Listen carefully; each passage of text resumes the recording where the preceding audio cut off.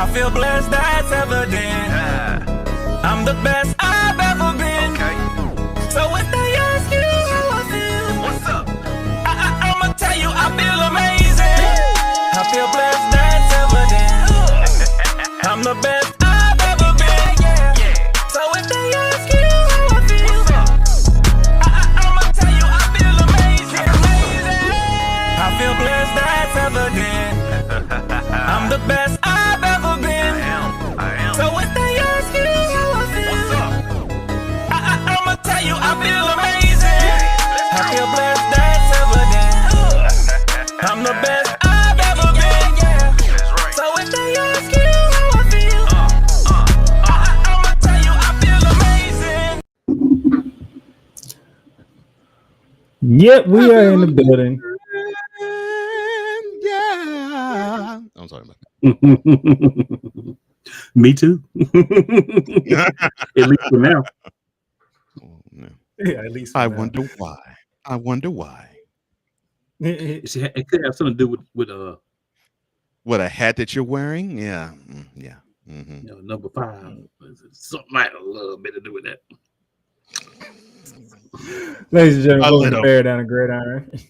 As we are here. Yes, a little late starting than normal, only because this is the only time college football want to have a Monday night football game. Well, until the national championship. Not the pat down. We're gonna talk about that Cole one act like he got night the game. old school jerk. Cole act like he got the old school jerk curl. That's right. That's right. I gotta make sure it don't drip. As- Just let your soul go over this thing. Did that really just happen? Did that really just happen? Oh Lord. As you can see here, the Playmakers in the building alongside with Coach Johnson. Thank you, ladies and gentlemen. Appreciate it as always. And making a return, Cool McCain, Hola, ¿cómo se llama? for obvious reasons. Excuse me. So, but we are here. We got the show. We're gonna get into it. We're gonna rock and roll. And this is how we're gonna rock and roll. We're gonna jump right into it and have some fun. Recap some stuff. Somebody gonna be laughing. Somebody might be mad. Somebody's definitely gonna be happy. Well, we already know one person's gonna be very happy. Yeah, you probably gonna get every emotion out of this. So except for tears. That might be the only thing you don't get. And depending on how Cole go off, you might even get a few tears. It sounds like you on mute.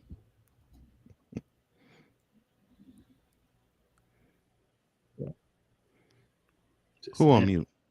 As we like to do here, let's get to no huddle.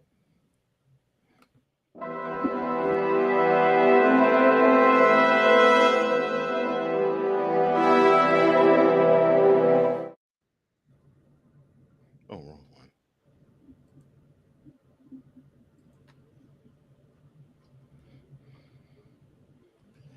As we get to the no huddle, start off in the state of Florida as AD Scott Strickland gets a 3-year extension. Florida Athletic Director Scott Strickland has signed a 3-year extension that will keep him under contract through 2030. A person familiar with the deal said Friday. The person spoke to the Associated Press on conditions of autonomy because neither the school nor Strickland had announced the extension. Financial details were not immediately available. Strickland had been making $1.8 million annually. His new deal came together after the Gators won the national championship in men's college basketball, the third program in history and the first under Coach Todd Golden. Strickland hired Golden back in March of 2022. The Florida football team ended the 2024 with a flurry rallying around embattled coach Billy Napier and winning the final 4 games behind promising quarterback DJ Latway. The 15th-ranked Gators opened the season against Long Island University, which they destroyed. So he got the contract in large part because he didn't wrap your quarterback in bubble wrap. That's what it seems like to me. No, he What it seems got like to the contract. He got the contract because he kept faith in Billy Napier, and they ended up winning the last 4 games after getting destroyed in Austin, Texas. Well, no bubble kudos for him. But yeah, but yeah, kudos. Well, I'm not going to sneeze on the bread. Since you are the Florida fan, what do you think about it? What do you think about this extension? I mean, Billy Napier and the Florida football team, they did get their stuff together after Texas. They did. And then his other hire, Todd Golden, went on to win the national championship.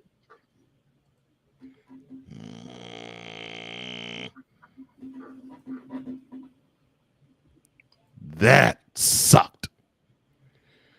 But we're not talking about basketball. Woosah. No, we're not.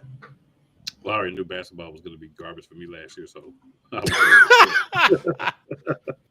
I wasn't even upset. I was like, hey, get it over with. Put the dog out the pasture.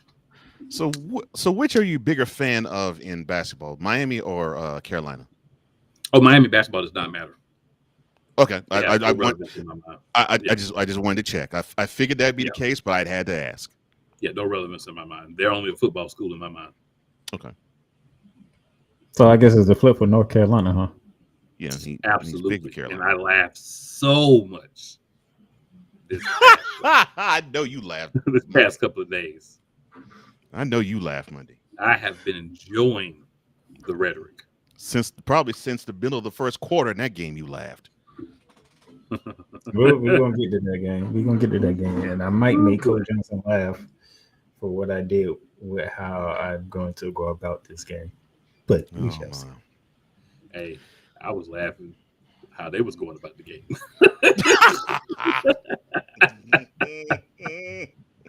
Oh boy. I ain't gonna hate on you for it, man. I only hate it for one reason, but I'll talk about it when we get to that game. Oh, I'm pretty sure you are. And another game you're gonna talk about too that you hate too. So yeah, exactly. There's gonna be a lot of it might be a lot of fireballs coming out of one Coach Johnson today. Yeah, unfortunately. From an AD to a conference trying to get themselves together. Pac-2. Look at Pac-2. Right. The new look Pac-12 expands partnership with the CW network. How ironic, because one of the games that we're going to cover today will be on the CW network. How wonderful. You sound excited. I mean, it went together. I don't know how. But. You might be a fan of the Pac-2. Yeah. The Pac-12 have extended its media right partnership with the CW network through the 2030-31 season. The conference announced last Wednesday. The agreement gives the new look Pac-12 a consistent presence on the CW with 13 regular season football games, 35 men's basketball games, and 15 women's basketball games each season. Pac-12 Enterprises will produce the broadcast, totaling 66 events annually on the network. The deal positioned the CW alongside CBS Sports as long-term national broadcast partners for the Pac-12, which will relaunch in 2026 with Boise State, Colorado State, Fresno State, Gonzaga, Oregon State, San Diego State, Texas State, Utah State, and Washington State. And keep in mind, one of those schools does not have football, so in football, they're technically going to be the Pac-8. That's a good point. Financial terms of the deal were not disclosed. CBS will broadcast. Yeah. CBS will broadcast the league's football and men's basketball championship games, while the CW will carry the women's basketball tournament semifinals and finals.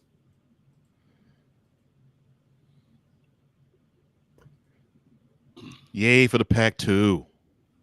When you can increase your membership 300%, that's impressive. So Yes, it shout is. out to It the is. Pac-9 upcoming Pac-8. Mhm. But really, they're really the Pac-8.5. Yeah, now Oregon State and Washington State, they now have rivals again. Just have to play each other 10 times. Right. Why don't you just change your name to the state conference? How about that? Might as well, because just about every college they have has a state behind it for their official name. Well, you still got to get 4 more schools so they can actually be the Pac-12 again. So maybe those won't have state behind them. Yeah, that's true. I don't know if there's many more state teams to go get. They might find something though.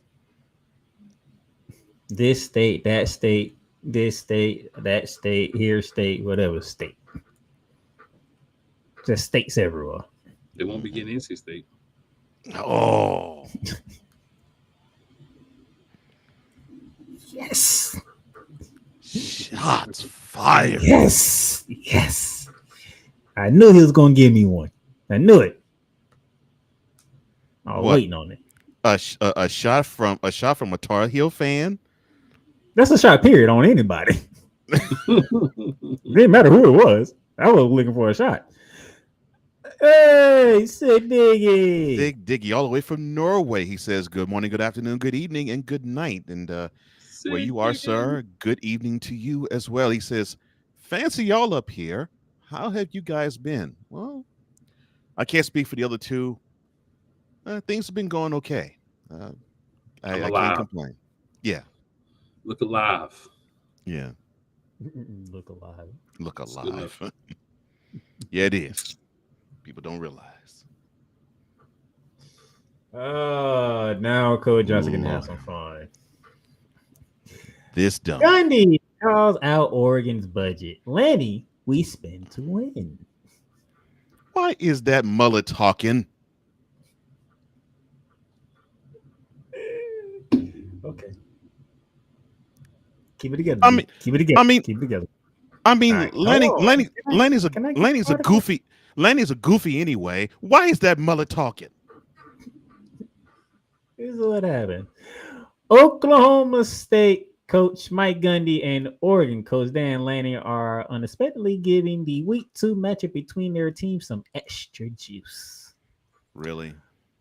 While speaking on his radio show Monday, Gundy said Oklahoma State spends around $7 million on its team over the past 3 years before referencing how much the Ducks have spent on their roster in the recent years. He said, quote, "I think Oregon spent close to $40 million last year alone. So that's just 1 year. Now I might be off a few million," close quote. You off a line? Gundy made several other comments about Oregon's resources. He said, quote, "It'll cost a lot of money to keep," quote, "Ducks quarterback Dante Moore, and that he believes Oregon's budget should determine the programs they schedule outside of the Big Ten.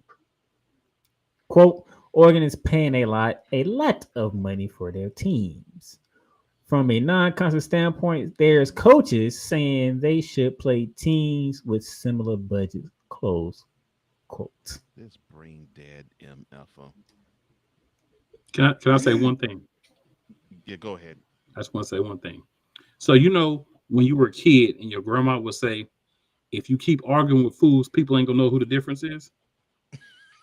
Arguing with either one of these two guys is a prime example of that. Because in my opinion, they're both idiots. There's dumb and dumber. And don't ever, and nobody else jump in it with these two dudes and make yourself dumberer. Because these is ridiculous. This is just stupid.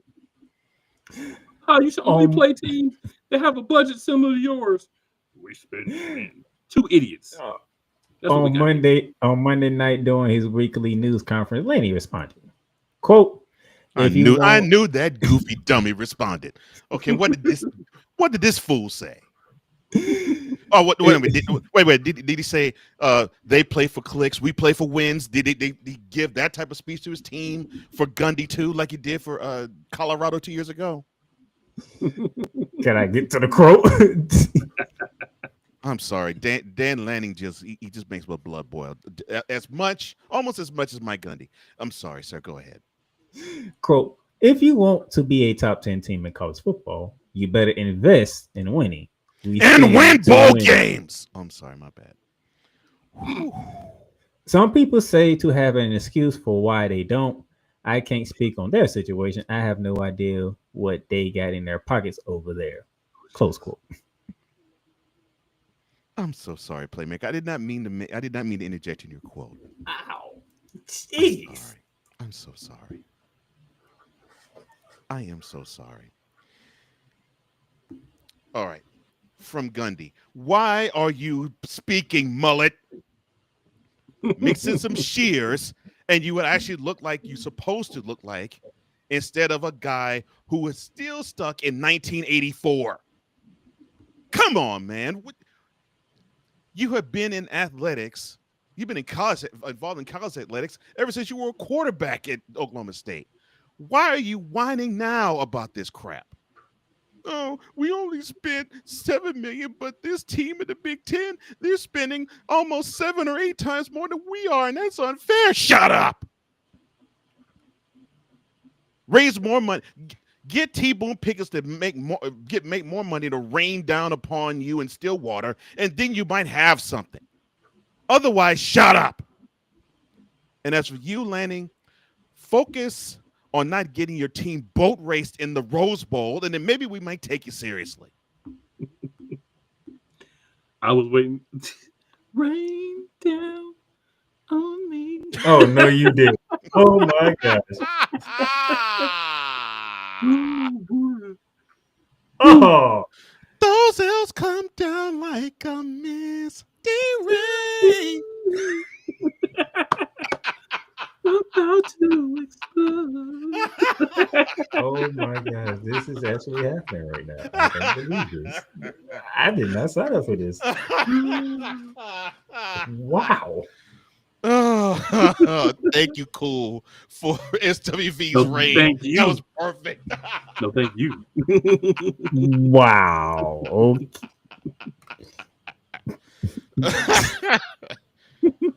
He says throwing shade on each other's budget. Yeah, it makes no sense.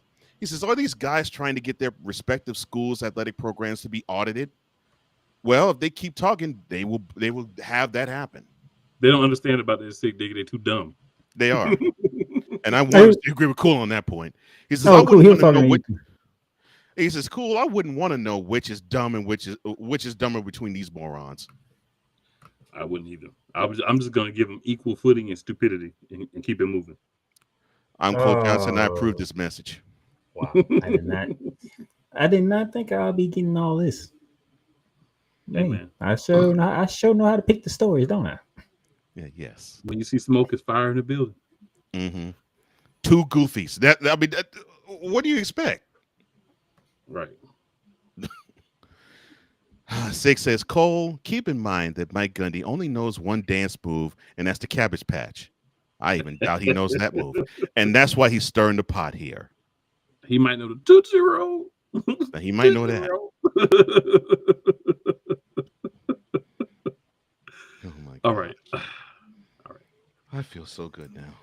All right. I had to see SWV's reign on this show. That was beautiful. That was not on the cards for the day.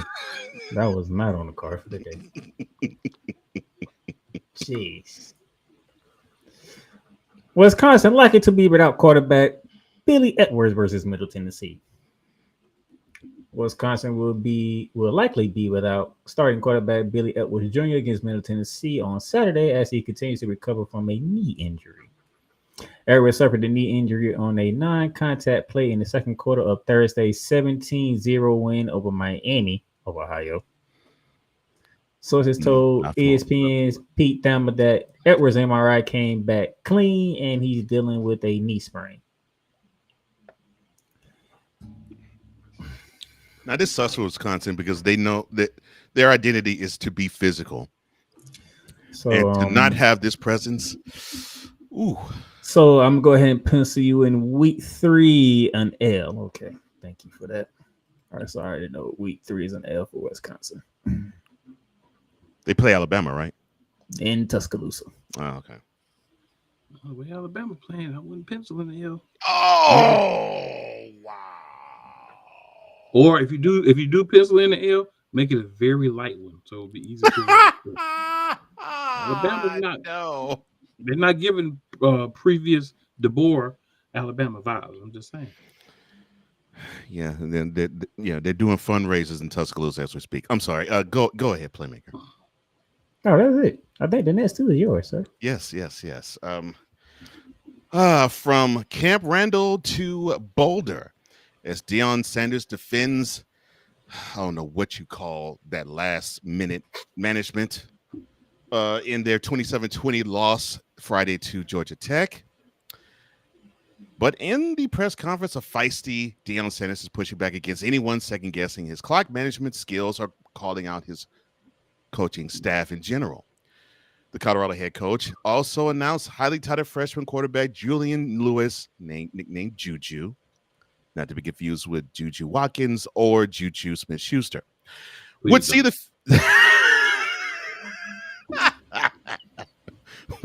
field against Delaware this weekend, and suggested the NCAA should consider some rule adjustments to promote kickoff returns. Now, Sanders had a lot on his mind Tuesday after taking a few days to ponder that 27-20 the Georgia's Friday. It's the first time Deion has started 0-1 either at Colorado or at Jackson State. Now, Prime Time had this to say, quote, "If we hit the darn plays, we wouldn't be asking these questions. We had the plays. We just didn't make it happen." Close quote. Now, the Buffaloes ended up driving to the midfield stripe with 3 seconds remaining before hawking up a Hail Mary that simply did not go in the Buffaloes' favor. Sanders went on to say the following, quote, "We're trying to fix what was broken last week, and we're on to this week. I was there a few days ago, but I'm gone now. I'm into this week now." Close quote. Come on, don't channel Chapel Neal now. Come on now. I'm sorry. This sounds like a cross between Dabo Sweeney and Chapel Bill. Yeah. Mm-hmm. Coach Prime, you my guy. I want success, but bro, you got to eat the L's like you brag about the victories, bro. You got to do that. You got to. I agree. 100. Now, asked about how his offensive coordinator, Pat Shurmur, managed the game in the last seconds and in the aftermath of it, Sanders responded, quote, "It's funny you start out with Coach Shurmur and we gave up over 300 yards, during there at 400 yards rushing. It's ironic to me. It seems like you guys pick and choose what you want to target." Close quote. The way y'all Coach play, Prime. you could start with anybody. Yeah. Coach Prime, your defense gave you 3 turnovers, not 1, not 2, but 3 turnovers in the first quarter, and you produced Nathan. Neil, if you're playing spades. Right. What else is there to say? What else is the focus? I focus on that. Forget the blunder of not managing the last drive, having 2 timeouts and not using one of them. You turned Georgia Tech over 3 times. They only fumbled twice the year before. You turned them over 3 times in the first quarter. Did not produce a point. Come on, man. Playmaker, your thoughts on the team that you chose to be the Big 12 champions this year? This is where Coach Johnson can have a big smile on his face. And why would I, sir? Because I have the exact plays from that final drive. Oh, this is wonderful. Please unveil it for us, people. Please. So you had a touchback on the kickoff. So there's a minute and 7 left. So you had 67 seconds with your transfer quarterback. And 80 yards to drive down the field. Okay. And you completed a pass for 2 yards. Before you know it, you had 51 seconds. No, You wait, completed 60, 11 yard. Wow. You completed 11-yard pass on 2nd and 12, and before you know it, you're down to 28 seconds. That's 2 plays. That's two plays. That's 2 plays in two almost plays. 40 seconds. Oh, 2 my. plays. Okay. 2 plays. 2 plays. 2 plays in almost 40 seconds off the clock. Wow. Okay. You tried to run the ball, which was dumb, but you got the first down. But when you get the first down, the clock stops, and Once it sets, it continues to run. so that's 3 incomplete pass stops. The clock at 8 seconds. You threw 11-yard pass to get out of bounds with 3 seconds left, and then you threw the Hail Mary. 6 plays. 6 plays in 66 and 67 seconds. When you had 2 timeouts. And didn't use any of them.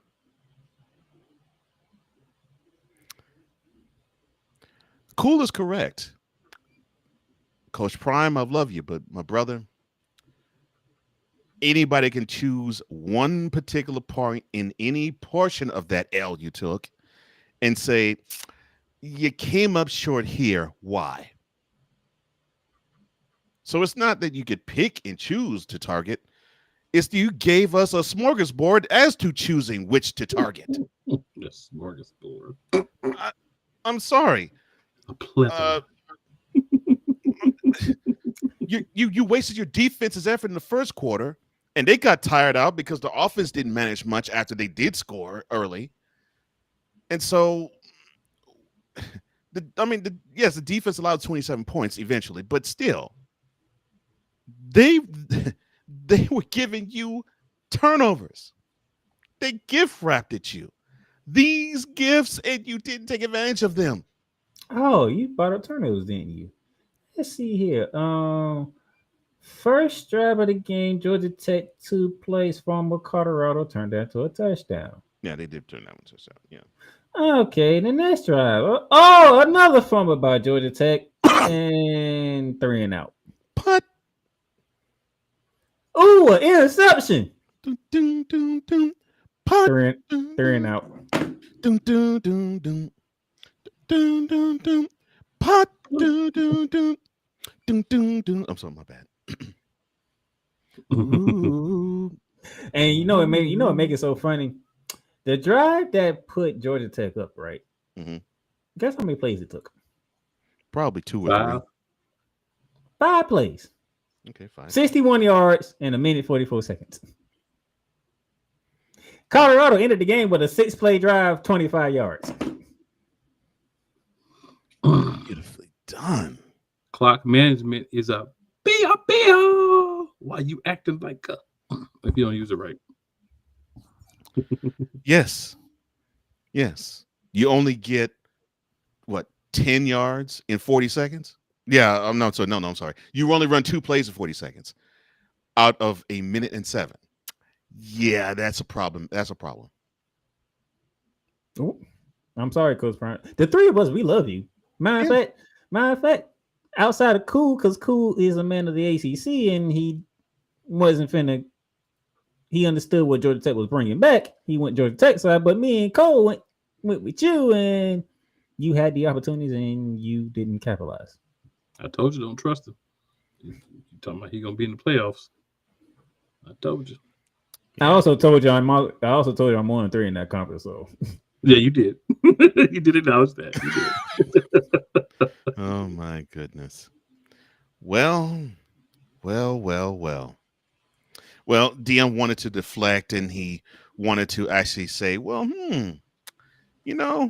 maybe we need to move the kickoff further back in order to spice up the game with more returns.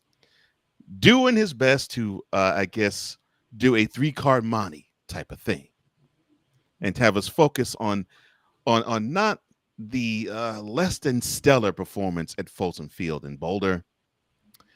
You got to do better than that, my man. We love you, but your team, you got came to up do right short. by them. You came up short. You got to do right by them, and you did not. Oh, speaking of entities that don't do right by people, the NCAA. I mean, here we go. And there's college athletes that are suing them because they want to extend their eligibility to 5 seasons. And actually, this hits close to home since I'm in Nashville. A pair of Vanderbilt football players are among 10 athletes suing the NCAA in an effort to force the association to allow college athletes to compete for 5 seasons rather than 4. Linebacker Langston Patterson and defensive lineman Issa Oturara, they filed a class action lawsuit in federal court Tuesday or yesterday, which claims that the NCAA's eligibility rules violate antitrust laws. The NCAA's current rules allow athletes to compete for 4 seasons during a 5-year time span that begins when they enroll in college. Now, attorney Ryan Downton said in a news release that players were not aiming to completely remove any eligibility restrictions, but believe they should be able to compete in games for all 5 years that they are allowed to be on the team, saying, quote, "We're not challenging the 5-year limit. The question is, why do players have to spend one of those 5 years sitting on the bench? How does that further any of the NCAA's goal of moving players toward graduation?" Close quote. Now, Patterson and Owatara, they're both seniors who played in each of their previous 3 seasons on campus and will be out of eligibility after this season's over under NCAA's rules. Now, a spokesperson for NCAA had this to say to ESPN Tuesday night. Quote, NCAA stands by its eligibility rules, including the 5-year rule, which enables student athletes to access the life-changing opportunity to be a student athlete. The NCAA is making changes to modernize college sports, but attempts to dismantle widely supported academic requirements can only be addressed by partnering with Congress. Close quote. Let me translate that for you. We can't make any money with these guys, and before we do, we can't allow it to happen. Now, we're trying to catch up so we can milk these athletes for all their money. Until then, we can't do anything. That felt good. Your thoughts on this, Cole? I'm going to do a different translation. It's something you've heard before if you've watched the Dave Chappelle show on Rick James. Cluck your couch. But instead of CL, it's a different level. It makes sense for the players. Hey, I'm trying to get me some more time to play if I know I ain't got what it takes to get to the league yet, or maybe that 5th year in college could be the difference for me. So I'm going to try to make it where I can, play a 5th year. Mm-hmm. But like Cole said, the NCAA is like, what value does that bring us? Yeah. So why should we do it? We should not. Yeah. We ain't benefited from it, so why should we? And Playmaker. To paraphrase another Dave Chappelle skit, this one involves R. Kelly and a substance he's known for.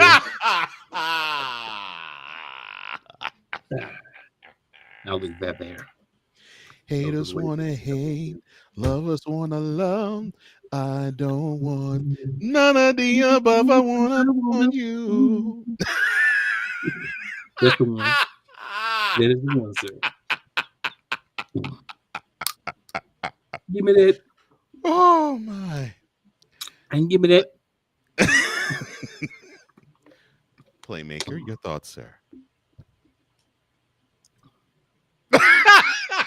Drip, drip. I think this is where I'm finna piss a lot of people off. Okay. How?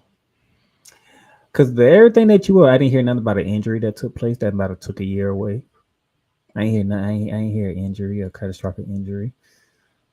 I didn't hear anything that would took them off the field for an entire year so they'll be eligible for a 5th year. I ain't hear none of that. So Are you telling me you're not good enough to get it done in 4 years? Yes. Is that what I'm hearing, right? Yes. Yeah. That's what I'm hearing. That's on you. That's not on the NCAA. Well, that's not angering. Well, in today's world, it's not my fault. It's somebody else's fault. And the funny thing is the reason why I'm going this route because instead of you standing to school to make sure that you get better at what you're doing, you want to transfer from school to school just because you can't beat out the person that you're supposed to beat out for your position. But you want the NCAA to grant you another year because you can't win your job on the current school that you with.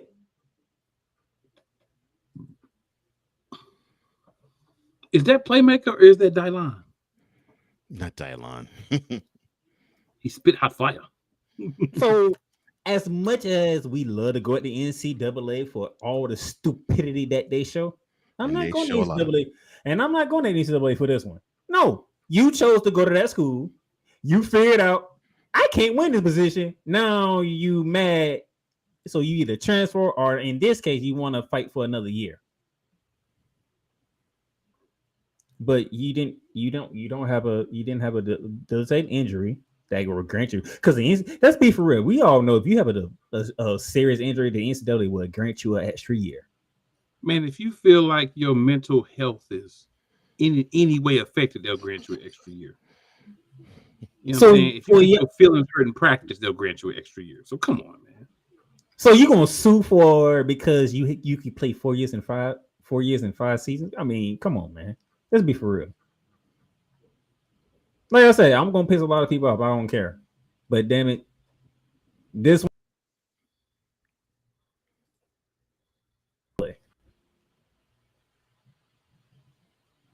Even your own sister says, "Doggone, Playmaker, why so harsh?" because sometimes you need somebody to straighten these athletes out before they get crazy. It's too late for that. Yeah, it's been too late for that. But everything's not the NCAA fault. This is one of them. Well, and the minor few victories that the NCAA can get from me. Well, I still say they're at fault. But Cole did say a really good point. It's like, you got some of these players, and unfortunately, these two Vanderbilt players sort of fit that bill, where their prospects in the pros are basically nil, basically nothing. So yeah, it might not hurt if they get an extra year. But this is why I do fault the NCAA, Playmaker. I'm not saying what you're saying is wrong, and hey, my feelings ain't hurt. You make a lot of points, valid points. Here's where I find the fly in the ointment. If the NCAA could find a way to make money off of these athletes, even these, not just the ones who are NFL bound, even the ones who they claim they are about, most of, since they want to say only 2% of college athletes become professionals, but we represent all the 100%, even the 98% that don't turn pro.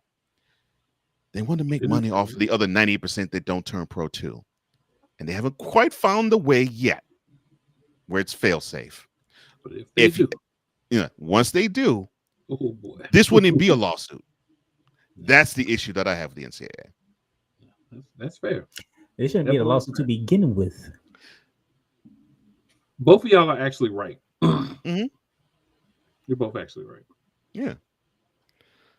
Like I said, I don't find anything wrong with what you said. I can't disagree with it at all. But you and I both know the NCAA is greedy. Oh, we know they're greedy. Oh, that's for sure they're greedy. But my thing is, bruh, you have 4 years to get on your grind, to do what you need to do. Why you haven't done it? What has stopped you? Because I didn't hear no injuries. Did you speak on any injuries in that article? None. No. Did you speak of any mental health problems in that article? No mental health issues either. So why is your draft stock, whatever the case may be, where is it right now? What's the reason? I'm going after the reason for them doing this.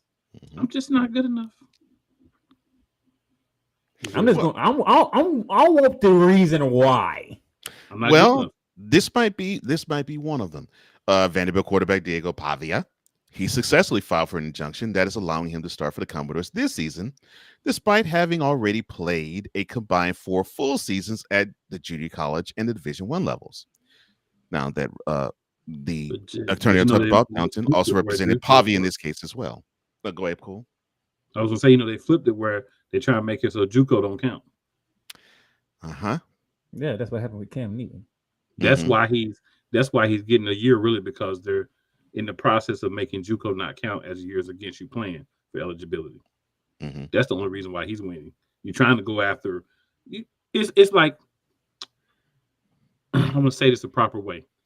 So I'm gonna say this: if you give a monkey an inch, that monkey want 2 feet. I want to say something else, but I'm gonna go that way. Because I've heard it said the way you want to say it so many times. Yes. You have. You both have.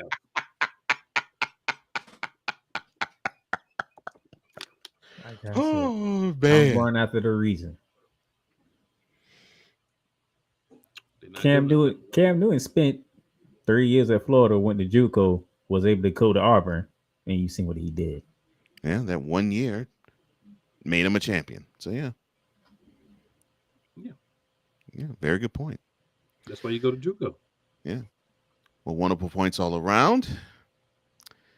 Well, Pavia's lawsuit, along with the 20-plus others previously filed across the country, were only seeking to reverse the restrictions placed on one specific athlete. By filing a class action lawsuit, the athletes in this case are attempting to force the NCAA to change its rules for all Division I college athletes, which I'm assuming, Playmaker, you would not want to have change. No. It's already bad enough. We got players that if they ain't win the starting job, they want to transfer out the gate. And me and Cool, we have both said this. If you're gonna do that, I hope sit out for a year. Right. Yeah, that would definitely curb the itch to hit the transfer portal. Mm-hmm. And I think the NCAA would actually like to do that, personally. That's because you ain't win your job. Oh, let me go transfer. You ain't good enough. Plain and simple. I'd be good enough over there, yeah. They want me, yeah. Oh, my. Well, NCAA, yeah, I guess you can stand your ground. But I know you're going to do something silly. I just know you. And as for the players who are doing this class action lawsuit, one may have found success. Something tells me the ones who have been in 4-year universities, the road is going to be a little bit harder. Oh, well. It'll be impossible. Yes, impossible. And with that, it ends today's No Huddle.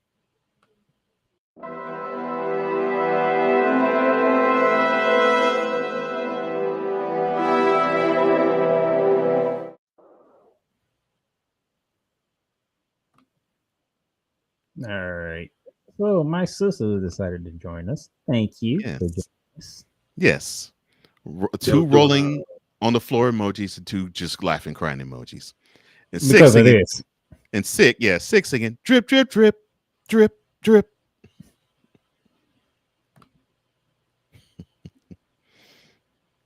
You answered that. She said, man, Playmaker, why so harsh? I said what I said, and I stand by what I said. That's right. That's right. 10 toes down, brother. You know what I'm saying? I don't care if people get pissed off or not. Damn it. You can't, just because the NCAA is one way doesn't mean you can go the same way. You need to be a limit to that. Well, you got to remember, copycat leagues, also copycat individuals. All right. Break here. Come back and if y'all thought that was fun, oh y'all don't want to miss this. We recap week 1. Shh. Let's skip. Cool McCain. You thought you wanted Gunther against Chad Gable, but you didn't. And I'm gonna tell you why. Chad Gable would take everything that Gunther's done and bury it. The Playmaker. It was on site. AJ Styles walked out there seeing LA like, oh, okay, then LA Knight hopped out the car, let's go.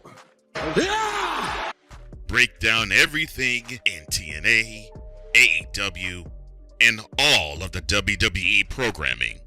Join these two kings, monarchs of wrestling, live every Monday at 6:30 p.m. Eastern, 5:30 p.m. Central on the Play Caller Sports Talk YouTube channel. WWE Shop is your online source for all things WWE. Be a part of the site, man, and score wrestling gear for big events like WrestleMania or SummerSlam. From current superstars to legends, from Raw to SmackDown to NXT. Don't miss this chance to shop for the most awesome WWE merch. Shop for the best deals as well as WWE gift cards and save big on your favorite items. WWE Shop at Fanatics Experience. Welcome, ladies and gentlemen, to another edition of Into the Net FC. Kylian Mbappe just all of a sudden finally understood his role, and I think he finally understood that everything Kylian Mbappe has accomplished already, you know, there is still a hell of a lot waiting for him in the future. Finally seeing, you know, the Marcus Rashford we have been hoping for such a long time, you know. But, you know, this game, you know, after everything Manchester United has been, you know, doing lately, you know, this was actually the ultimate test, you know, to see if Manchester United, you know, honestly was all of a sudden for real. I explained this. The United States, maybe they have to suffer this loss as a lesson to learn to prepare for the future. Because 4 years from now, the World Cup is in not one, not two, but three countries. The United States of America, Canada, and Mexico. Into the Net FC is available on all streaming platforms, including Spotify, Apple Podcasts, Google Podcasts, Amazon Music, and YouTube. And welcome back to Band Down Gridiron on this Wednesday here. And yes, I played the Marvelous Wrestling commercial because of Cool McCain. Sounds like Monday's a special show coming up. Mm-hmm. You want to tell the people about that? 100. This is going to be our 100th episode spectacular for Monarchs of Wrestling. So you may not get as much coverage as you normally get because we'll probably have some old faces, possibly some new faces on, just to, you know, enjoy our 100th episode, make it a little different, make it fun, make it something special. This coming Monday, 100th episode of Monarchs of Wrestling. You don't want to miss it. Congratulations, guys. And Lord willing, it's going to be hundreds more. Congratulations. Doing 100 episodes, that's a feat. Congratulations, guys. Appreciate you, sir. So we go from celebration to criticism. Yeah, let's not review one of these games. The one that you don't want to review is unfortunately automatically because that was the game of the week.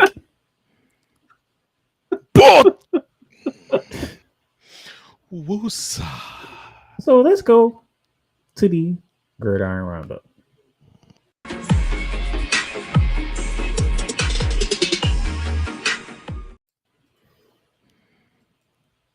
As we go to the Gridiron Roundup, come at the champs, you best not miss. Well, that's what the Longhorns did. Miss.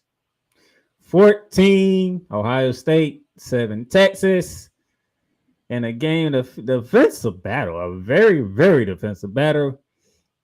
And let's put it plain and simple before Coach Johnson blows a gasket over here.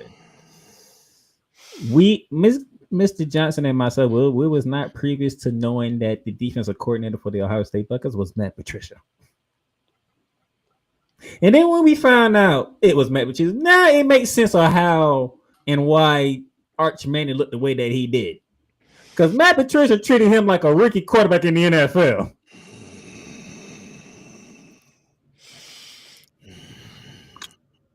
The only thing I'm gonna say about this game is this: Arch Manning has been warning us all off season, bruh. I ain't really started. Like I'm just Bruh. learning. Chill. And my good friend Mr. Johnson has stated on multiple occasions he didn't want them ranked this high for this specific reason. Correct. That's all I got to say about that. Do you need the full screen, sir? If you think want to that give it is- to me, fine. If not, I I'll don't. take I that don't as it care. is. So, University of Texas, they had a platform where they got a chance to show we are now a big dog. We shone bright. We bullied our way through the SEC. We made it further than any other school last year in the SEC, getting to the national semifinals. So now our arrival at the top of the food chain is now.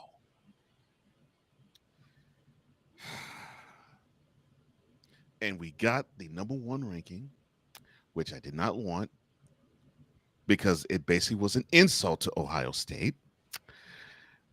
And yes, the defense hung with Ohio State. I'll give them credit. The defense only allowed 14 points. And here's what I normally will say. If a defense allows 17 points or less, that game, if it's an L, is on the offense. And guess where the fault lies? Steve Sarkisian. How on earth can you outgain the team on the ground and still look pathetic? How can you have a 1st and goal situation and get Nathan? How can you allow having a goose egg until the last portion of the game when you want to claim that you can hang with the Ohio States and the Georgias and the like? Here's the answer. You can't.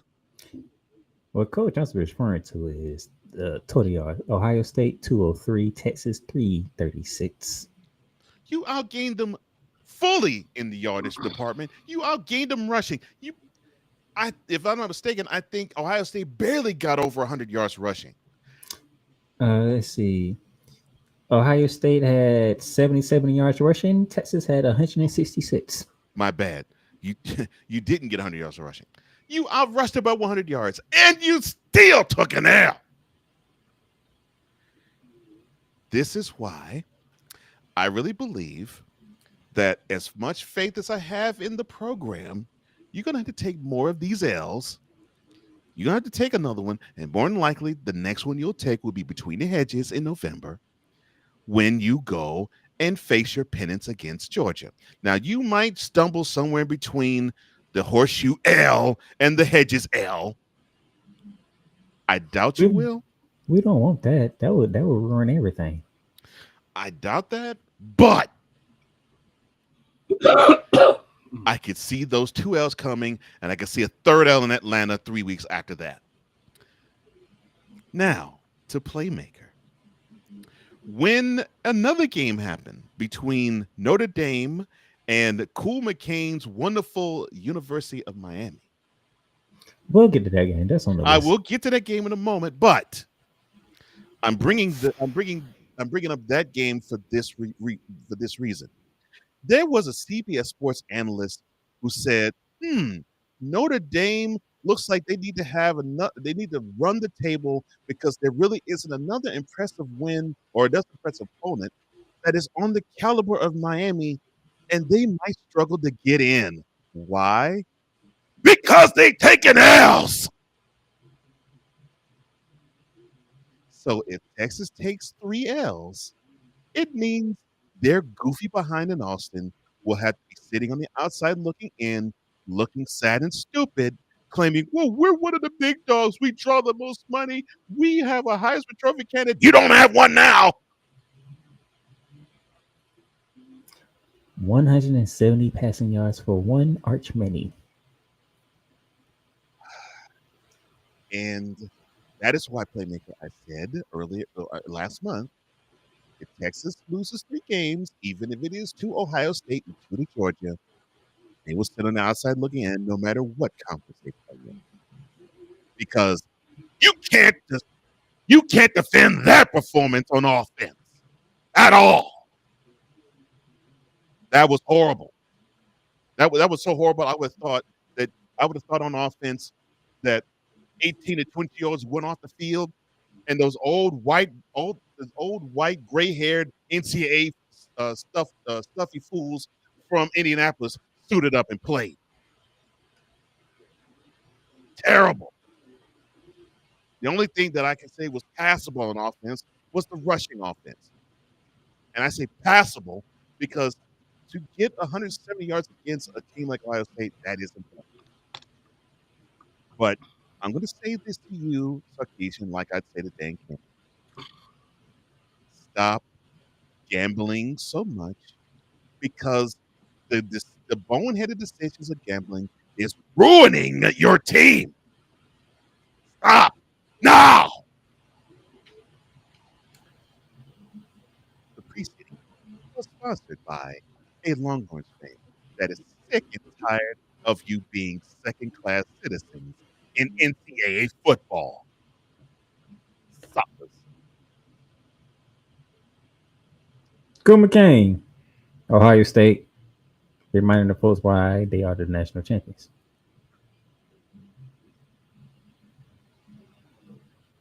Okay. I mean, they didn't look that impressive in the game either. They didn't. Yeah, so I'm not. It's not like we're sitting here saying, "Oh, Ohio State dominated Texas." Texas just looked worse. 100. But Ohio State didn't look good 100. either. And that's what pisses me off. I'm like, you actually. I want to see Ohio State go up against some more high-level competition to see what they do. Because they go out against a lot of these other teams that the quarterback going to be more comfortable. Or if this game was later in the season, Ohio State playing like this. You'll take it now. My only pushback to Cole Johnson in the chat was, which other team in college football is going to have the level of defense that Matt Patricia has brought to Ohio State? Here's my pushback to that. With this putrid performance, 17-30 with a touchdown and a pick, do you need a defense the caliber of a Matt Patricia-led Ohio State to actually unearth this type of total from him? Now, I will say this. There is one throw, Arch Manning, that I must criticize you on. That third down on the final drive. It was a walk-in touchdown. I forgot who he was throwing it to, but you can ask for a more easier walk-in touchdown if you just put the ball on him. I had to just put the ball on him, and he's walking in, and we having a tie game. So when you be getting hit all day, and you a young boy, and you ain't really been playing a lot, you start to hear footsteps and extra people. I hear footsteps. Well.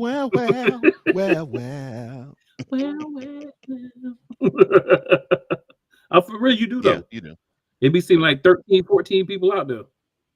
That's the only thing I got. Ohio State goes to 1-0. Texas is on 1. But I'll say this about I just want to say Cole with Ozzy, brother. We can't just walk like that didn't happen. But we're not just gonna continue like he didn't just go Ozzy's brothers. I love it. Thank you, sir. Thank you, sir. I do this with him every week, so I'm used to this now. But okay, so from the Ohio State standpoint, that's Ozzy. Just saying. Cool is 100% correct. This wasn't a thrashing that they put forth on Texas. This was not like the Rose Bowl performance from 8 months ago when Ohio State boat raced Oregon in the first half, where it was 34-0 before the Ducks decided to wake up and say, "Oh, we actually are playing a football game."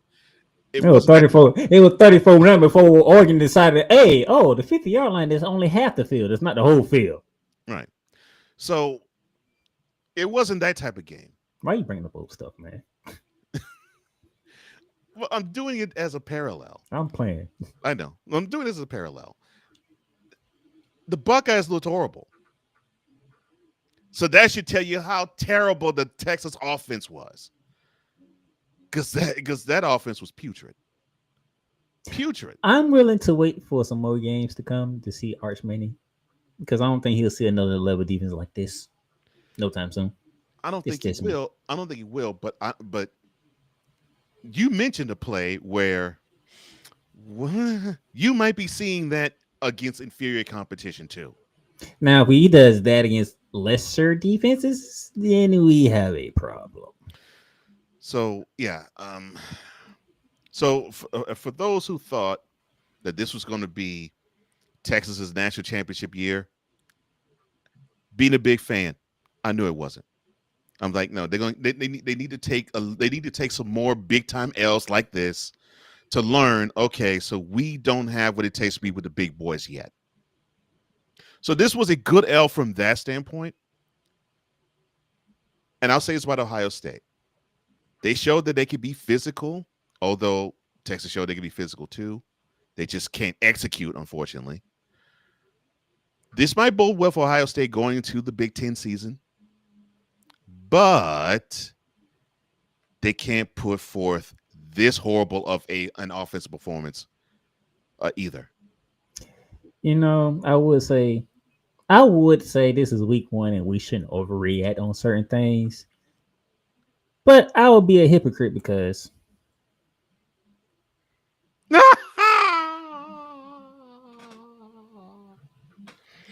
the fun drive for replacing Kalen DeBoer starts now in Tuscaloosa. It's time to run him out. Okay. One thing to say on this one too. I'm gonna keep my stuff short and sweet. I said before time, we did not know what we were getting from Florida State, so it was hard to judge them. But based on ranking, we should choose Alabama. Florida State came out and let us know we hit a whoop hind pots and take names, and we're all out of paper. And they whoop hind pots. Now, Alabama, a lot of people want to get on DeBoer, but could it just be possibly that Florida State is actually really good, and because we have preseason rankings where we don't see a team play before we say they're this ranked or this ranked, that now Florida State is going to be where they should be, which is top 15 and moving up if they continue to win. you see, cool. This was the biggest question mark in college you football. say that in which, you know, any other circumstances, I wouldn't push back. Not here. Pushing back here, why, sir? Because these chumps from Alabama got pumped at Doak Campbell Stadium. Wait a minute. They got pumped Are you before the game. calling the Crimson Tide chumps? Oh, they got chumped. Wow. The new quarterback from Florida State said before the game is the reason why I put that up there. Nick Saban can't save you now. Wow. He ain't even he threw for less yards than Arch Manning, but guess what? Florida State Seminoles ran the ball down the Crimson Tide's throat to the tune of 4 touchdowns. Well, that's a strong offensive Yeah, that line, offensive bro. line Like, did that that's- thing then. Again. Like I said, the Alabama Crimson Tide got pumped at Doak Campbell Stadium. But if Florida State continues to do this to everybody else, are you still going to have the same Yes. opinion? It won't be nearly as strong. And I There's a reason why the man brought up Nick Saban. I get that, but That was just a dude running his mouth. and he was backed feeling it up. and he was feeling pretty good. And look, He didn't really back it up. I gotta stop there. He didn't really back it up. The offensive line and the run game backed it up. Which was led by him. He didn't really back nothing up. yes, he rushed for almost 80 yards in that game. Yes. Along with throwing for over 150. But I'm just saying the running game in total was the reason. You want to give him a little credit for being an 80 yard part of it or 78 yard part of it, fine. But we can't act like him accounting for 1 touchdown in a 31-17 beatdown means that he backed it up. and Florida State ran for 230 yards. And this bodes well for Florida State from the standpoint of this style of play can travel.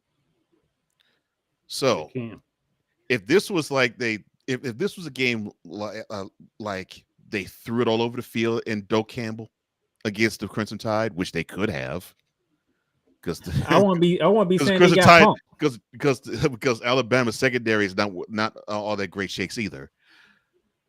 Then I would say, yeah, maybe you need to ease up off of, or maybe you could say, well, Alabama just ain't that good. They got caught slipping against a team that lucked up. You have the Seminoles on offense saying, we're gonna run it down your throat, and there ain't a doggone thing you can do to stop us. Yeah, They got punked. Mm-hmm.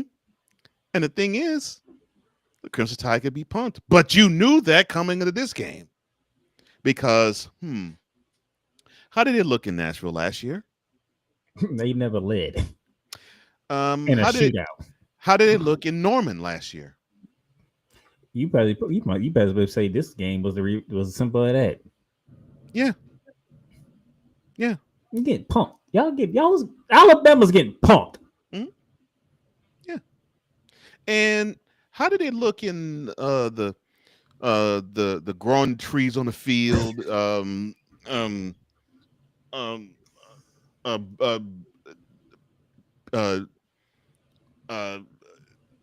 I don't know, Spalding basketball, Axe, whatever the heck the bowl game they played against Michigan. How did it look in that one? No, they ain't show up. They ain't want to be there. And that's exactly what happened here. More of the same from Alabama, but the story is Florida State may have turned the corner, and we may actually have to, and I agree with Cool, we may actually have to say, man, they're getting these athletes back. Let's see how far they can take it. Tell them, boy, if your buy wants something goddamn high, that's part of the reason why they doing a fundraiser according to Coach Johnson. Yeah, because the people in Alabama, they want your head. They want Saban. They want Bear. They'll dig up the graves of Gene Stallings and Bear Bryant by now. They want your head. For me, it's not the fact that you lost. You got punked. It's the fact of how they lost. Not only did the defense get punked, but the offense didn't show any physicality. And normally, when I think all three of us seen enough football to where if a team shows no physicality on the offensive line and the defensive line, where does the fault lie the most? The one that's in charge. 100%. I say everybody. Well, no, everybody. I said no. I said no. I said the most. I think they should get equal blame. Yeah, I feel you. So if execution of the plays was poor and the coach wasn't saying, hey, we got to fix that, then I think it would be more on the coach. But I think the line coaches might need to get it into the coach's office, which they should have done on Monday, and they should have left with 2 hind parts holes instead of 1. Or as I like to say, 2 gas holes instead of 1. Oh, I agree. It's just that Ken LeBoer decided should have 20 of them. The board should have been taken out behind the woodshed and told, one more game like this, and we're gonna put you out your misery. And that's why the fault lies heaviest with him. Not disagreeing with you, Cool. Yes. Yeah, I'm not. Yeah, it should be like, look, it should be one more of these, and we might put you out to pasture early, partner, because you acting like you don't want to be here after this year anyway. Mm-hmm. So you best around not make it through this year. Yeah. But them line coaches should have had them boys ready. And they didn't. On both sides of the ball, they didn't have them ready. But they should take all 3 of them out and flog them. That's what needs to happen. Public flogging. I tell you this right now. The people in Tuscaloosa, they are circling next week when Wisconsin comes to town. If the same thing happens to a team like Wisconsin, oh boy. And Wisconsin loves to run the ball more so than Florida State does. So Tuscaloosa might burn to the ground. This is actually a great test for them. And I'm not an Alabama fan, so I'm enjoying this just like I'm enjoying what's happening in Carolina. So I'm enjoying this. I'm not an Alabama fan, but there's a lot of people who root for Alabama here. I'm enjoying the silence a lot. Yeah, I'm sitting there watching it like, we didn't start the fire. It was always burning since the world was turning. Billy Joel in the house. Okay. From one disappointed SEC team who decided to get punked to another SEC team who said Death Valley belongs to me.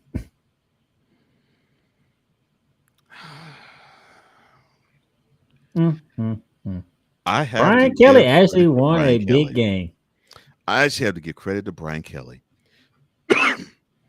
This is actually the best game he has coached in his collegiate career. Well, the best second half he's ever coached. Definitely the best second half. Yeah. But I will say this he was locked in, he was focused, and he actually dialed up the right plays on both sides of the ball. And kudos to him. Kudos to him. Because the issue I've always had with him is he doesn't have his whole team prepared for the full 60 minutes. Mm-hmm. And he did in this one. Hey, Dabo, I'm going to tell you the same thing I said about Deion Sanders early. Sometimes you got to hold the L. You went scoreless in the second half. You couldn't put a point on the board, and you lost by 7. You were up 10-3 at halftime. Yeah. You ended the game 17-10. So guess whose fault it is you lost? It's yours. I don't know why you got an attitude and you get snappy with people. You need to get snappy with your team, and you need to get snappy with the man in the mirror. That is my issue with Clemson. They look just as pedestrian in the first half as he looked interested in the first. And it's like, okay, so you're playing a team that you're supposed to send a message to. You got happy for the first 30 and just said, okay, we're good. We'll go back to on campus and just go back in our dorms and shut it down. We shut it down for and we go to class on Monday. That's the issue I have with Clemson. They should have played better than this. Coach Johnson, can I put a smile on your face? Please, sir. Time of possession. Guess what the time of possession was for the Clemson Tigers? Probably like 20 to 25 minutes. 22:50. Mm-hmm. Yeah. Man, you didn't even have the ball for half the game. Mm-hmm. You barely had the ball for a third of the game. And the reason why Playmaker is actually saying it to me and it would make me smile is I am a big proponent of a team to dominate another by taking care of the ball. And you help out the defense the best by having your offense keep your defense off the field. Keep them fresh, have them be reactionary, that's what defenders are. And have them attack. And then when you get on the field, you drain the opposing offense of their energy. And that's what happened. And Cool called it out. That's what happened in the second half when the LSU Tigers stripped all of the fangs off of the Clemson Tigers. Matter of fact, I gave a stat to Cole Johnson. Let me get a stat to Cool McCain that he probably not going to like as an ACC representative. The Clemson Tigers carried the ball 20 times. You know how many yards they had of those 20 carries? That's a problem right there. They only carried it 20 times. 31 yards. It didn't matter how many yards. You said they only carried the ball 20 times. That's a problem right there. Hey, here's the thing. Clemson, you let the conference down. Good job. But thanks to Miami and Florida State, we're not going to be looking like downtrodden garbage after week 1. Not good job. Wow. Great job, Clemson. Wow. Great job. Yeah, we the Red Dead Valley, right? Okay. LSU said, let's see. Game 1. Like somebody stuck a foot-long glizzy down your throat. Great job. Make sure we run this back in Baton Rouge next year. Oh, Lord. I want to see if Dad was going to respond, and I want to see if Brian Kelly going to do what LSU like to do at prime time at Death Valley. That thing choked to the point where the gag reflex was tested. Oh, that's cold. Their play was cold. And but disrespectful. but no lies found. Cool. None. Now Cool McCain got his what's the word I'm looking for? Frustration. His Yeah. foot off on Dabo's. Now it's time to make Cool McCain smile. I would say which one? I would say Miami or North Carolina. They both make me smile. I will say I'm going to say this on air, and I'm glad that there is a U fan that's here. When I watched this game, this was my favorite game. This was the best game of the week. When I watched this game, I actually looked at what I saw with Miami, and I'm like, they're not quite 2001 to 2003 level, and they're definitely not the late 80s, early 90s teams. But they're not far off. I liked what I saw. I liked what I saw from them. Cool McCain, you got the old Carson back in this one. Precision, precise, and leader of the team. Hold on now. Let's be real though. We're not gonna glaze over the fact that I forgot which one was the receiver, but one of the guys would have made an amazing play for what would have been an overthrow interception in the end zone for one of those touchdowns. That's correct. Let's not pretend that didn't happen. Carson Beck has some accuracy issues. So I'm gonna say this. But when your guys believe in you, your guys make those kind of plays for you. He did enough to win, but for a guy that's been around for about 10 years, now of course exaggerating, a guy that's been around a good minute, right? A guy that is an elder statesman in college football. I need you, if you think you're going to progress to the next level at all, you gotta be a little bit better. It's game one, so I'm not downing him now. I'm just saying there is concern there when you're playing some of the better defensive teams, because Notre Dame, they're not horrible on defense, but they're not going to be a top defensive team. Well, yeah, considering what they did, yeah, all throughout this game, they definitely weren't. They're definitely not going to be. It was enough this week, but to give up the lead, let them come all the way back, 17 points in the fourth quarter, and win by a field goal, there's concern. If as a Miami fan, you know, I'm fine with being number 5. That's cool, but everybody else looks at their team. Well, not everybody else, because Cole's with me, but people look at their teams and they be like, oh, you know, they won their top 5. Yeah, top 5 after the first week of the season with an upset victory by 3 points. We had to kick a field goal and then stop them because we ain't even bleed the clock to get the field goal. So there's some issues with Miami. I'm not gonna sit here and gloat and the U was back and all that. You don't gloat. We won a game. I'm happy that we won a game, but we gotta clean up. You gotta be ready. If we want to continue from where we're at, we top 5 now. Now everybody we play is gunning for us. Gunning for you. Mm-hmm. So we got to be better. But we did win, and I'm not mad about that. And to piggyback off you, man, I'm loving the talent that I'm seeing in Miami. I'm like, okay, so these young men actually feel they can get the Coral Gables and change the culture.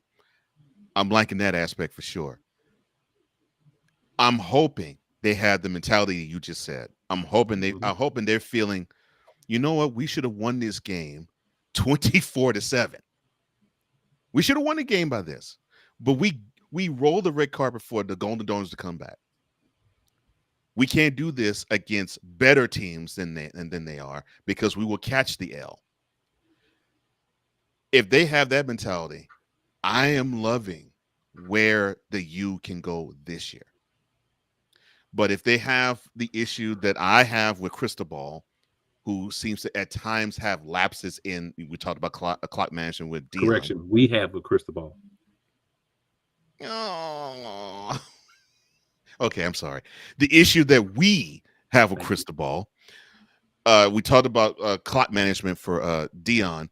Clock management for him is a failing that is going to continue to eat this King team up until he fixes that. And it almost bit them here.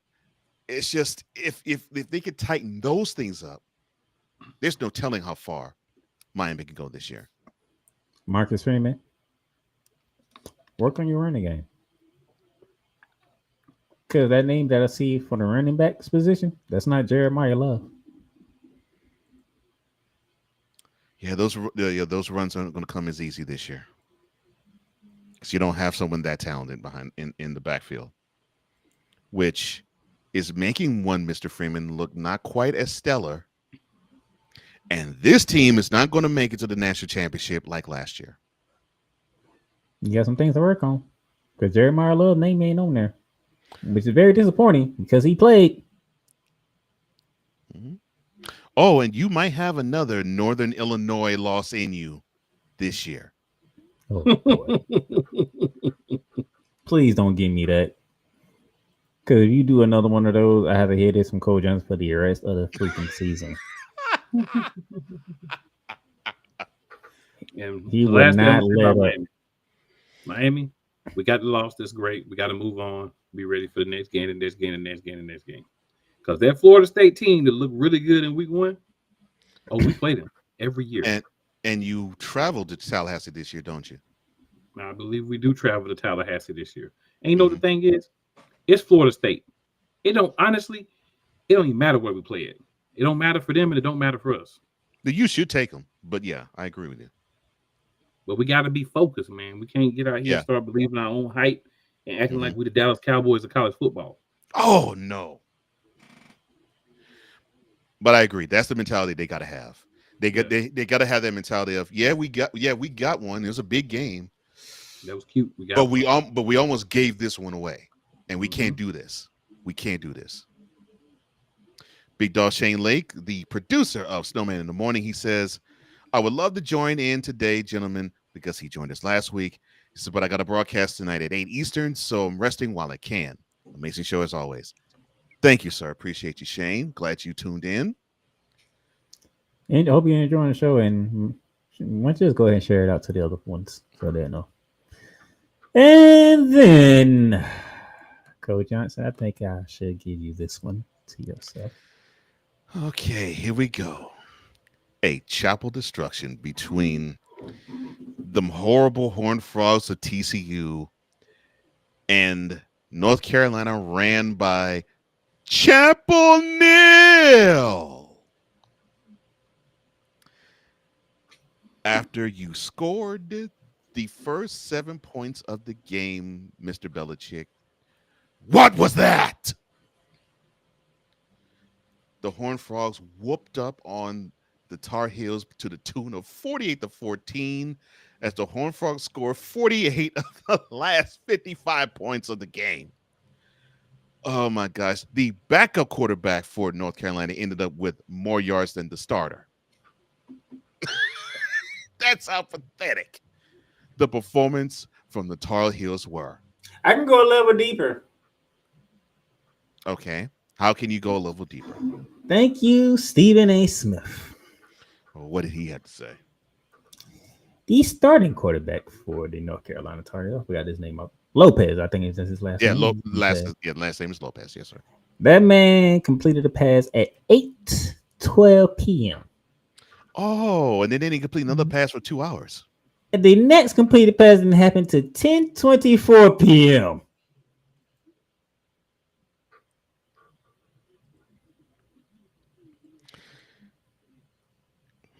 I had a message. How do you go 2 hours and not complete a pass? Hold on, 2 hours.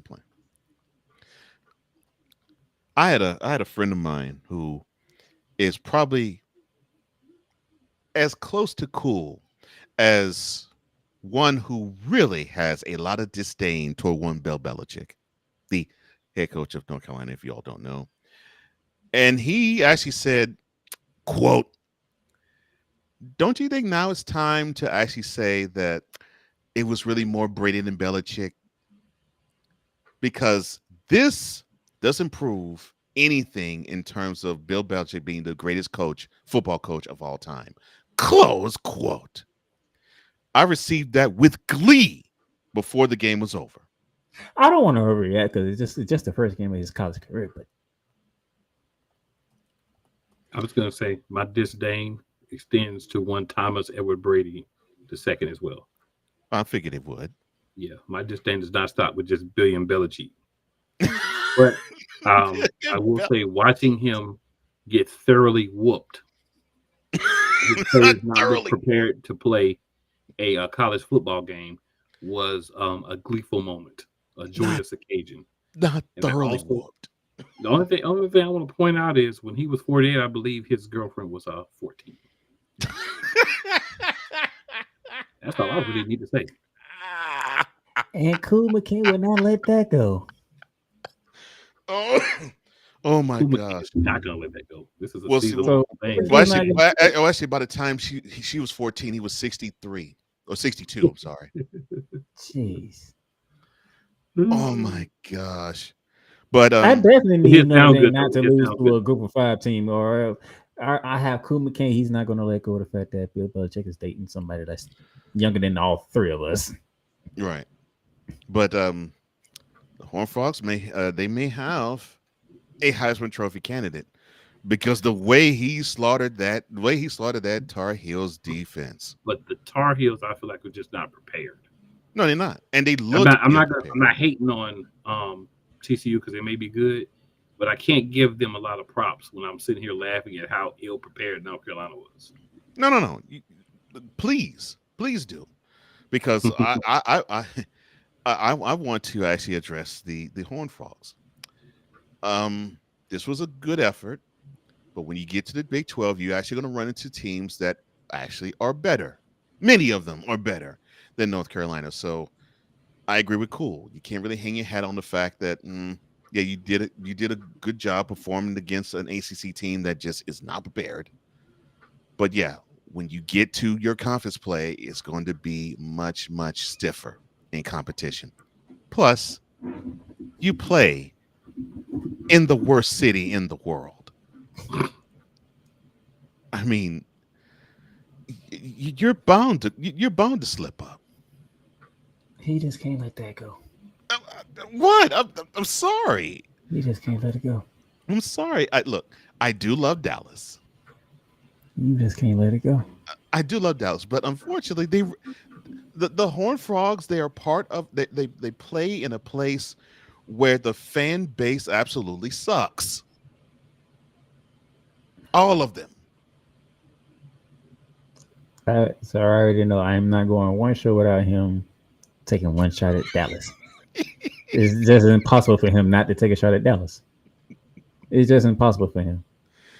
So I'm not a big fan of Bill Belichick, but I was gravely disappointed because I did not see a team from the Metroplex get dragged.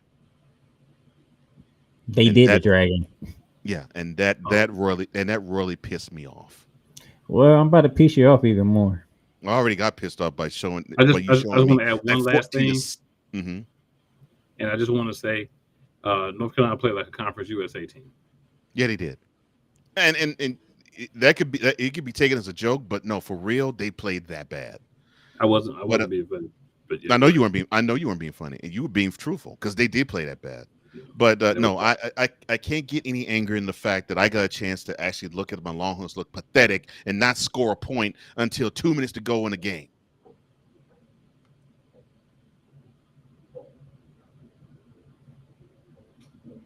All of them. Everybody but me. The two games that we different on, I got both right. Mm-hmm. Who knew? I told y'all. I did pick Clemson, but I wasn't gonna pick against my boys. No, you didn't pick against your boys. You did pick against the Georgia Tech. Yeah, you did. Yeah, you rocked You with picked Syracuse. Florida State too. Yeah, you rocked with Syracuse, so yeah, that's understandable. Probably the most surprising pick, he was rocking with Florida State and not Alabama. It's hard sometimes to be objective. I'm just gonna say that. I did a good job that day, but it's hard sometimes to be objective with Florida State. But it was easy. But it's easy to know that you're dealing with a team in Alabama that just, unfortunately, at times you see they don't have heart. DeBoer. Yeah, the bore actually was a bore You- because that team looked The fact horrible. that Cole Johnson brought up Heart, one of my favorite sports movies popped in my head. The Replacement. I haven't seen that in a That's minute. what they need in Chapel Hill. Yeah, in the worst way. Heart. Oh, boy. Miles and miles of heart. So wonderful to just be able to talk about. Just blessed joy.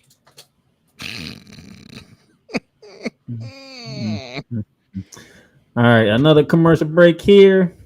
Texas almost got the goose egg. Pisses me off. Another break here, and when we come back, we got a campus tour for you for week 2. So take about 4. I'd take that Notre Dame loss over Texas. Hey, Eagles fan. Join my man Cool McCain and a host of others as they break down every single game, every single week in an objective manner, and also from a fan's perspective as well.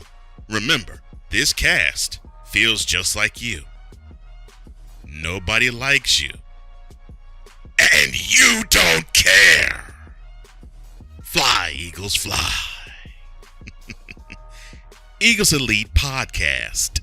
Every Wednesday at 8:30 p.m. Eastern on YouTube and other podcast outlets.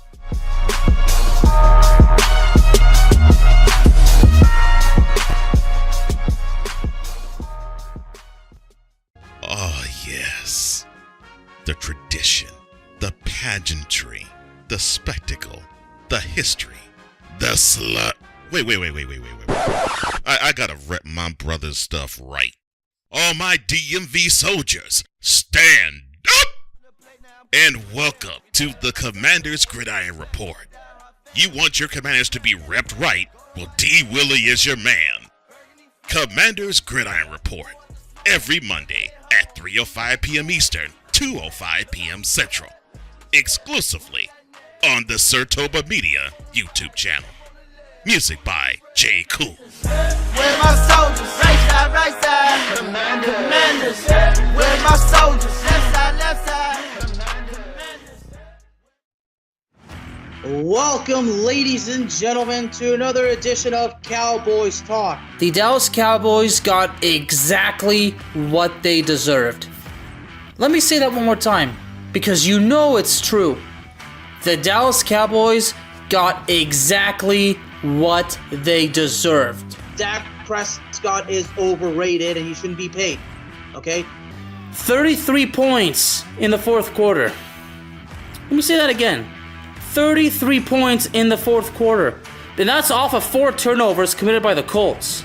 See, at one point, and the fact that at the end of the third quarter it was 21-19 and the final score was 54-19. Now that, ladies and gentlemen, that is completely unexpected. Cowboys Talk is available on all streaming platforms, including Spotify, Apple Podcasts, Google Podcasts, Amazon Music, and YouTube. Rams fans all around the world. It's a beautiful thing to be a Rams fan right now. Stafford's back. Running back, Kerryon Williams. Tour return. Lend me your ears, or should I say lend Playmaker your ears, as he breaks down week by week everything in the Los Angeles Rams canon. Number 99, Aaron Donald. Can't wait for 2029 to come to know that you are going in the Hall of Fame, and it should be first ballot, no questions asked. Join the Playmaker as he breaks down everything Los Angeles Rams style in Ramily Talk on the Playmakers Blog Network YouTube channel and where you can find podcasts.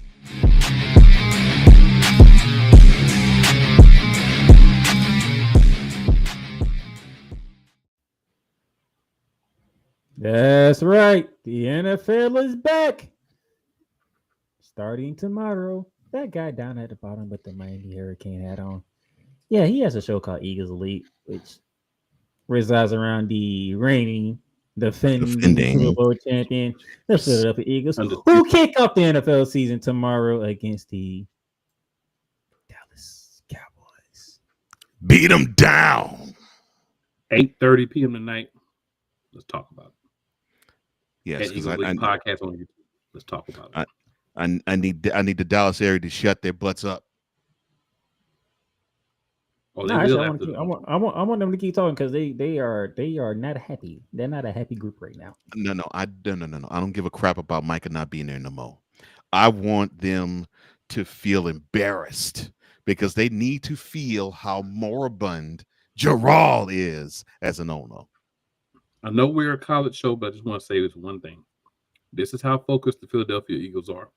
The team has decided not to go out for the banner raising celebration. That's last year. Focus on this year. Oh, they got a chip on their shoulder. Oh, I love it. I love it. A lot of people on the team feel disrespected not named Saquon Barkley, and they should. Yeah, that's going to make Saquon actually have a good year anyway. Especially Jalen Alexander Hurts, 19 in the top 100. Let's talk about it. We will tonight a little bit more. Oh, I love the Trick Williams. Let's talk. No Ramley talk this week. No Ramley talk this week. We'll be back next week. Well, recapping the season opener. Yeah, I was going to say congratulations to your. Good luck to your Rams. You really finna say congratulations to your Rams? I can't believe you. No. I say good luck to your Rams. You was finna say congratulations. That's what you were finna say. I was, but I'm like, no. Let me switch that up. No, good luck to your Rams. Hope everything goes well for you Sunday. Cole Johnson is giving the Rams the victory over the Texans. His Houston Texans, by the way. I don't know.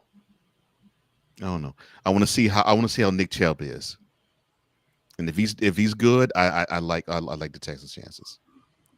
Yeah. All right, but yeah, NFL's back. I had to get that in there. So now, gentlemen, it's time to go on a tour.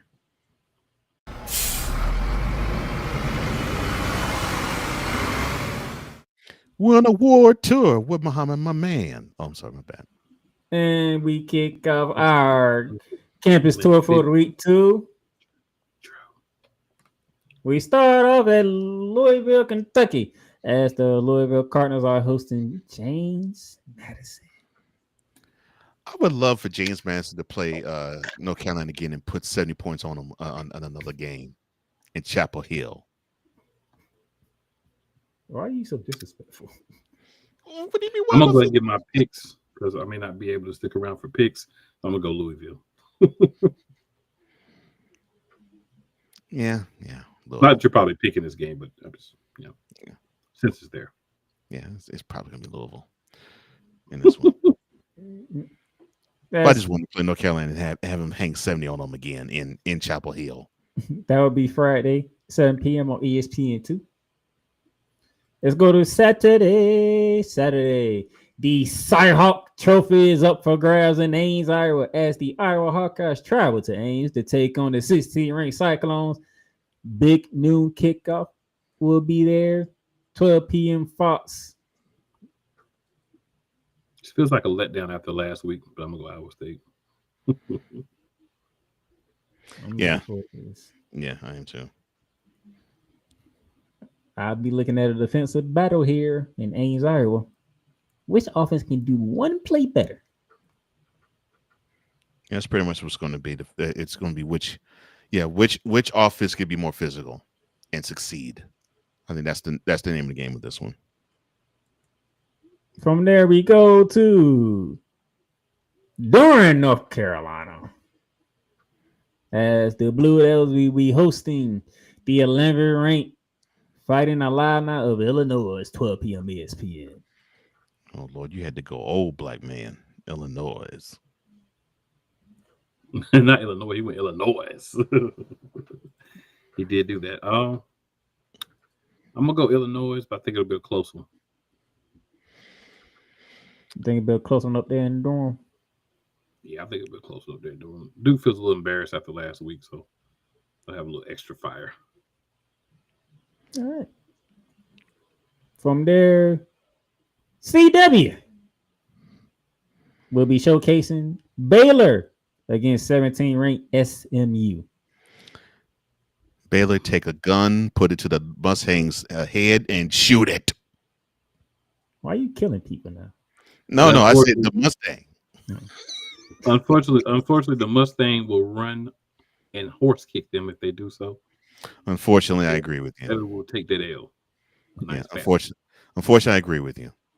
But I'm rooting for Baylor. That's fair. The 3:30 slot, ABC covers SEC matchup. The 20th-ranked Rebels of Ole Miss, led by Lane Kiffin, goes into Mark Stoops territory to take on the Kentucky Wildcats.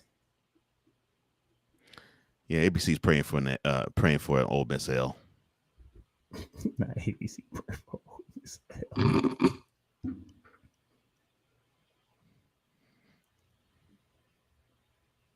Oh boy. Ole Miss. I'm just gonna go Ole Miss. Also at 3:30, Big 12 SEC matchup, ESPN2. Kansas goes across the state line to take on Missouri. I think I'll go Kansas. It's about like a home game. They'll travel across the state line. Because Kansas and Missouri is pretty much like two states that, for that area, is like one city. So one city. Because you got Kansas City, Kansas, and you got Kansas City, Missouri. Mm-hmm. Also at 3:30, CBS and Paramount Plus, the aforementioned Oklahoma State Cowboys traveling to Eugene, Oregon to take on the 6th-ranked Ducks. Can't we just ban both coaches for being on the sideline? No. We need to ban them from post-game press conferences. That's what we need to ban them from. Post and pre. And pre. I agree. And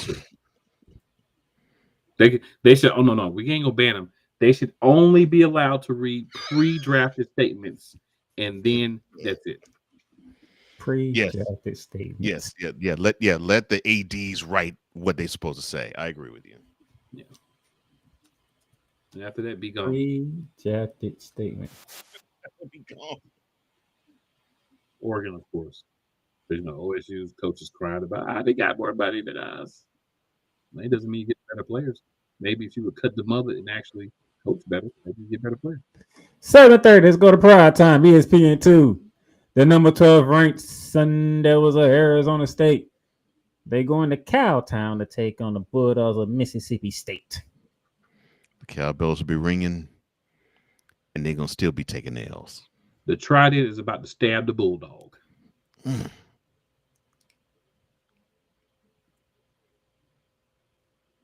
Here we go. ACC Network. Blacksburg, Virginia, Lane Stadium, as the Hokies will look to bounce back after their week 1 loss as they take on another SEC team in the Commodores of Vanderbilt. Sail on down the line about a half a mile or so. Oh, my bad. You said Commodores, and I just went to sail on. I'm sorry. If you beat Vanderbilt, it's like you beat Alabama because they lost to Vanderbilt. So beat Vanderbilt and you beat Alabama. It's like a 2-for-1. Let's beat Alabama. Not 2-for-1. Virginia Tech. 2-for-1. Oh my god. like we're going to a store. 2-for-1 special. Buy one, get one free. Matter of fact, buy one, get 2 free. Oh my. Before I get to the spotlight game of the week, give you some U.S. Open update. Amanda Sonova for the USA has knocked out the 2-seed Iga Swiatek in straight sets. Oh, Swiatek just having a rough year this year.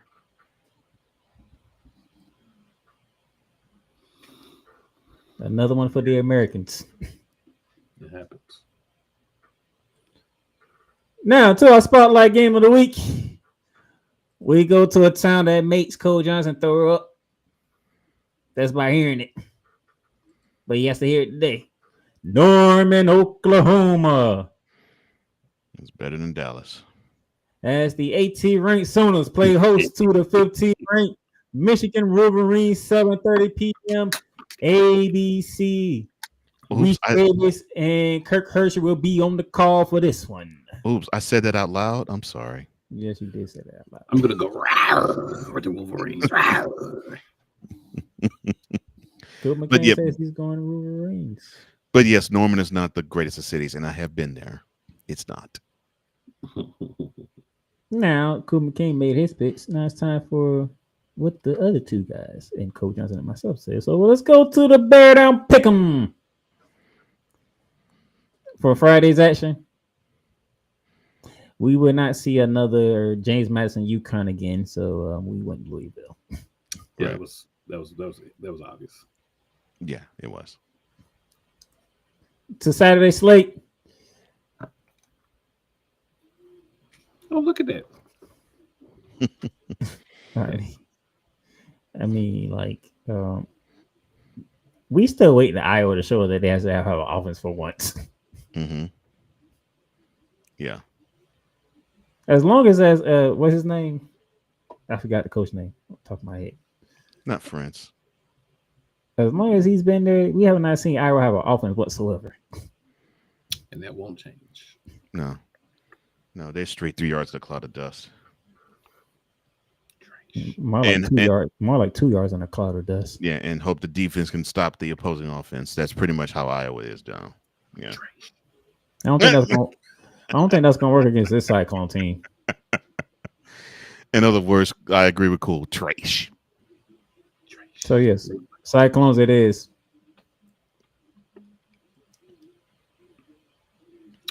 Wow. The line I need to prove something, and they need to dog. I know I'll make Cool smile with this. They need to dog walk Duke. I love a good dog walking. Yeah, they seriously didn't need to dog walk Duke. They need to dog walk them. I mean, what was your former coach name? Cool McCain. Manny Diaz. Was that his name? Manny Diaz. It was him. Unceremoniously booted from Miami. This is your moment to show something. This is your moment. Emphasis on unceremoniously, by the way. Not unceremoniously.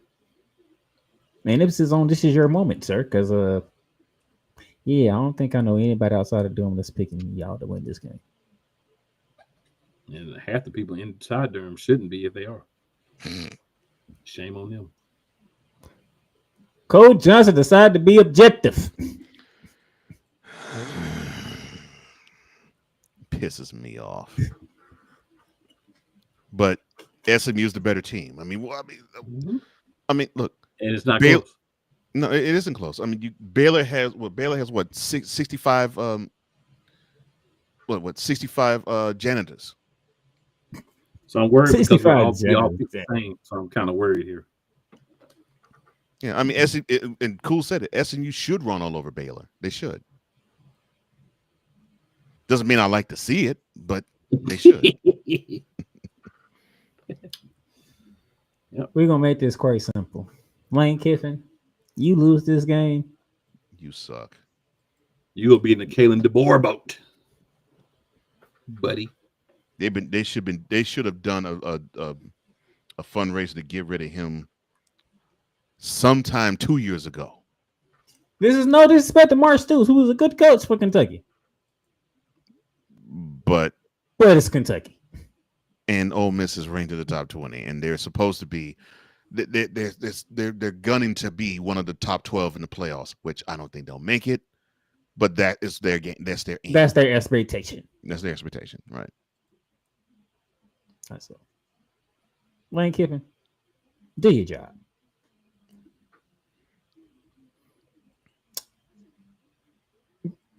I'm not feeling Kansas. Yeah, it's just straight up. I'm just gonna be straight up. I'm not feeling Kansas at all. All right, I'm gonna be cool. Now, if they put for their basketball team on the field, maybe they stand a chance. I'm not feeling Missouri myself, but hey, I'm gonna be honest with you. You got to pick somebody. I'm gonna be honest with you. I barely feel Missouri myself. I went with the conference. I went with the conference instead of the team.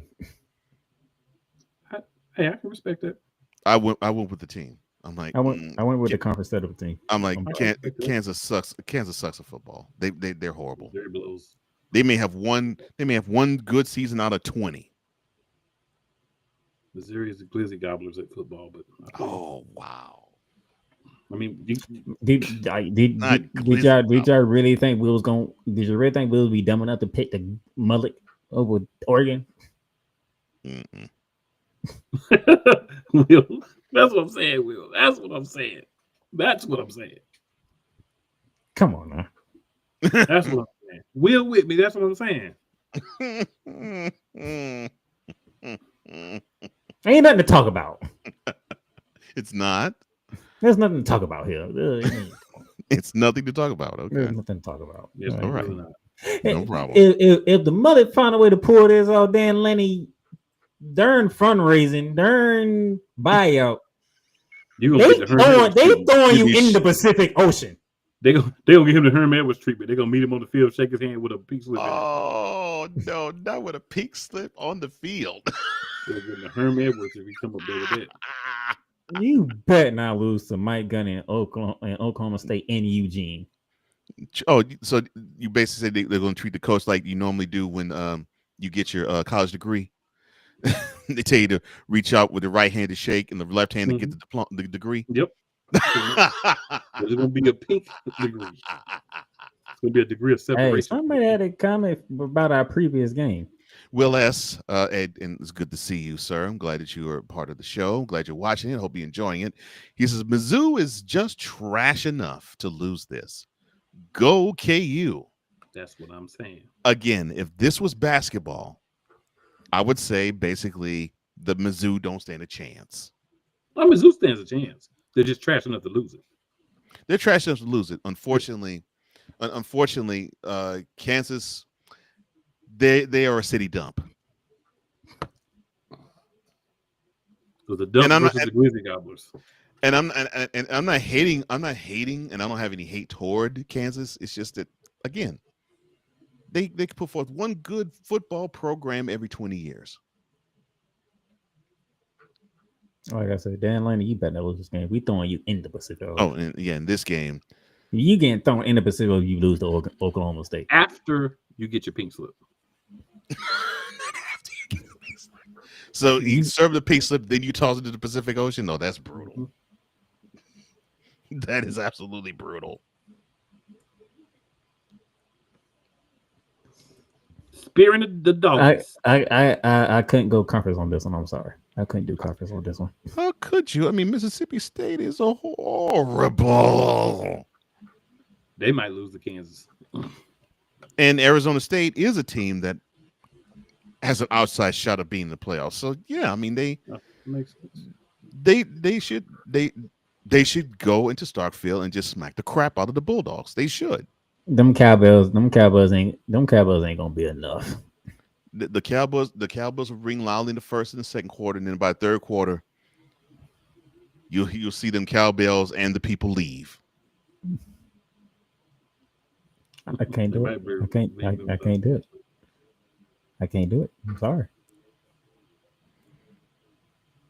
And that brings us to this. I'm sorry. It's Vanderbilt. I'm sorry. He clearly went conference on this one. Yeah. Playmaker did go conference. I'm sorry. This is Vanderbilt. He went conference on this one. Yeah. This is Vanderbilt.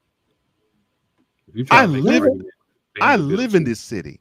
Vanderbilt a better season than Virginia Tech. What you talking about? And I know this much. If Virginia Tech loses this game at home, Coach O won't be picking Virginia Tech ever again. But the thing is, this game's at Blacksburg. Now, if it was here, then I would understand that. Yeah, I know it's in Lane Stadium. I know, but Lane Stadium doesn't have the same feel that it has back in the day. But again, it's Vanderbilt. It is Vanderbilt. I'm rocking with the Commodores. You're rocking with the SEC. Yeah, you rock with SEC. Yeah, you are. You don't. I mean, Vanderbilt is playing Virginia Tech. I'm rocking with Vanderbilt. You don't believe in the. If they're playing somebody else like a Miami, Clemson, the only Commodores we believe in is the group. We don't believe in it. Hell, Nick Saban didn't believe in it either, and look what happened last year. But that's because DeBoer is bad. We know that now. It's been proven.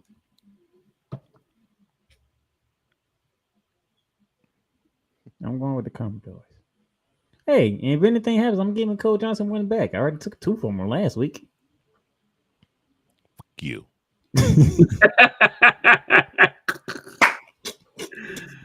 That was the perfect comment. That's the only comment. Will S says it's insane to think that Mississippi State was actually ranked number 1 less than 10 years ago. How the mighty have fallen. Yeah. Yeah, and this was the same school that actually had Dak Prescott as quarterback around that same time period. He also says Virginia Tech isn't much to sleep on. That game against the Gamecocks felt way too close. They didn't felt too close to me.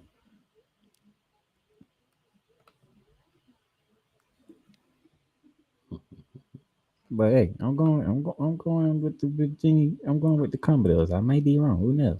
I'm with Cool. You rolling with the SEC. You're not rolling with Vanderbilt. That's an SEC response.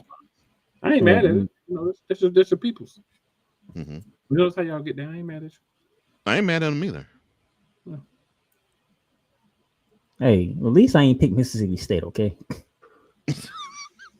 Well, I'm glad you're not. I'm glad the debate. You was probably sitting there like 5 minutes trying to come up with a reason why I was like, fine. Well, I'm glad you're not that much of a conference homer. I'm just messing. Spotlight game of the week. We went to the people. 60.5% pick Michigan. 39.5% pick Oklahoma, which probably makes Coach Johnson a little happy. He went with the Michigan Wolverines. And WNBA pay the players at least that much, 39.5%. I'm sorry about that. I'm using what they do at the Panther Stadium when the Panthers score. That's how it sounds? Yes. And for our pick. Oh, I'll admit, this is straight heavily biased. I want OU to go Dan because it's Oklahoma. I don't give a crap where this game is.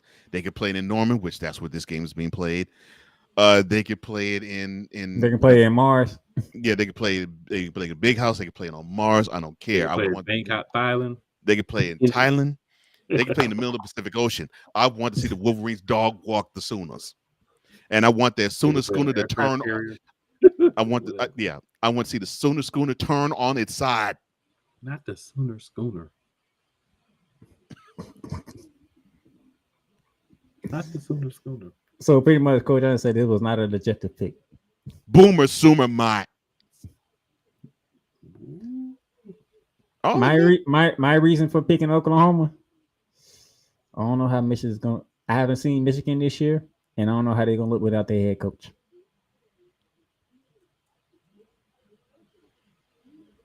So Brent Venables, this is your golden opportunity here, or as you'll be the next SEC coach getting run out of the conference. I'm sorry, Venerables. I see that crimson and cream, and I'm rooting for 2024 all over again. Dang. So here's the recap. Pretty much, me and Coach Johnson, we picked the same teams all the way up to Arizona State, and then the last 2 games were different. I can't believe you picked Vanderbilt, though. I picked Vanderbilt. Man. You do stuff like that, Cole. You got to be prepared for it. I get why you're rocking with OU, but Vanderbilt, I'm like, okay. I could be wrong. Who knows? True. It's only week 2. That's true. We don't have enough information. You make a very good point. No comment.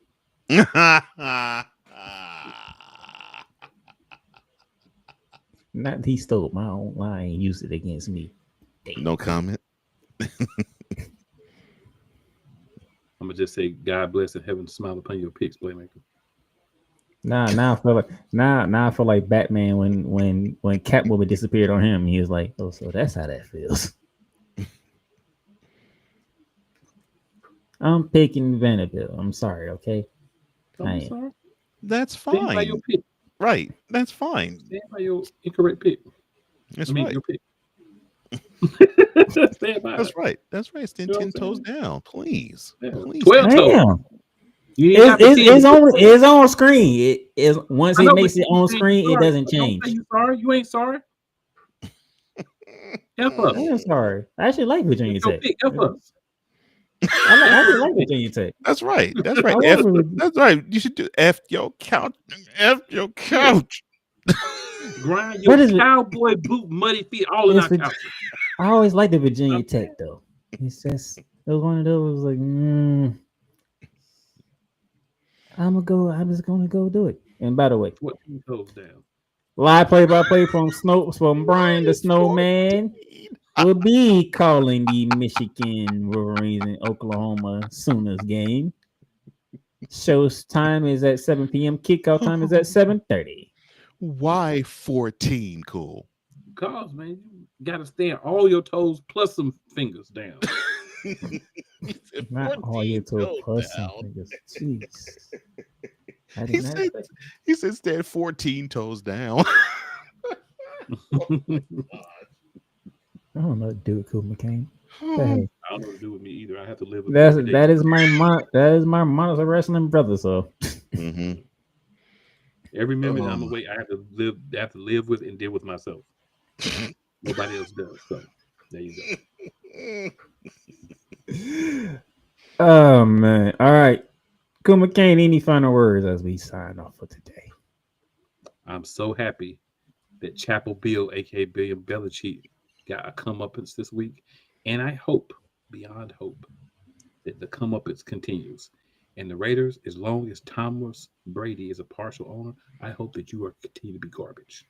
Wow. I wish nothing but unsuccess to both of them. Wow. You stole the Super Bowl from my team, and I will always never forget that. The hate is real. The hate will not stop. But you beat them at least one time, though. When we had to use subterfuge to make sure they couldn't steal the calls again. I would get it if you were 0 for them, but you actually hung an L on them. We could have 3 Super Bowls if they didn't cheat. So basically, what Coach Johnson is saying, I should be the one saying what Cool McCain is saying. Well, maybe you should be, but I'm saying it. You can join along if you'd like to. That's up to you. But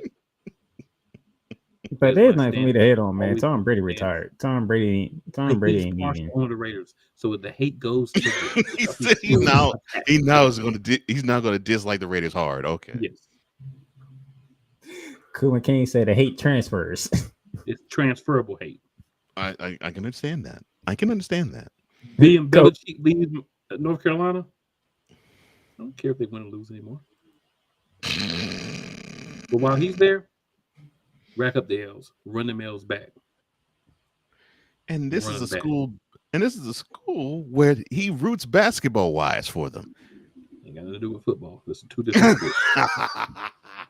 I think Cool McCain is the only person that I have ever met who goes for one school. No, I take that back. No, my mom is another one. My mom loves the blue. Like My mom loves the blue that was in basketball.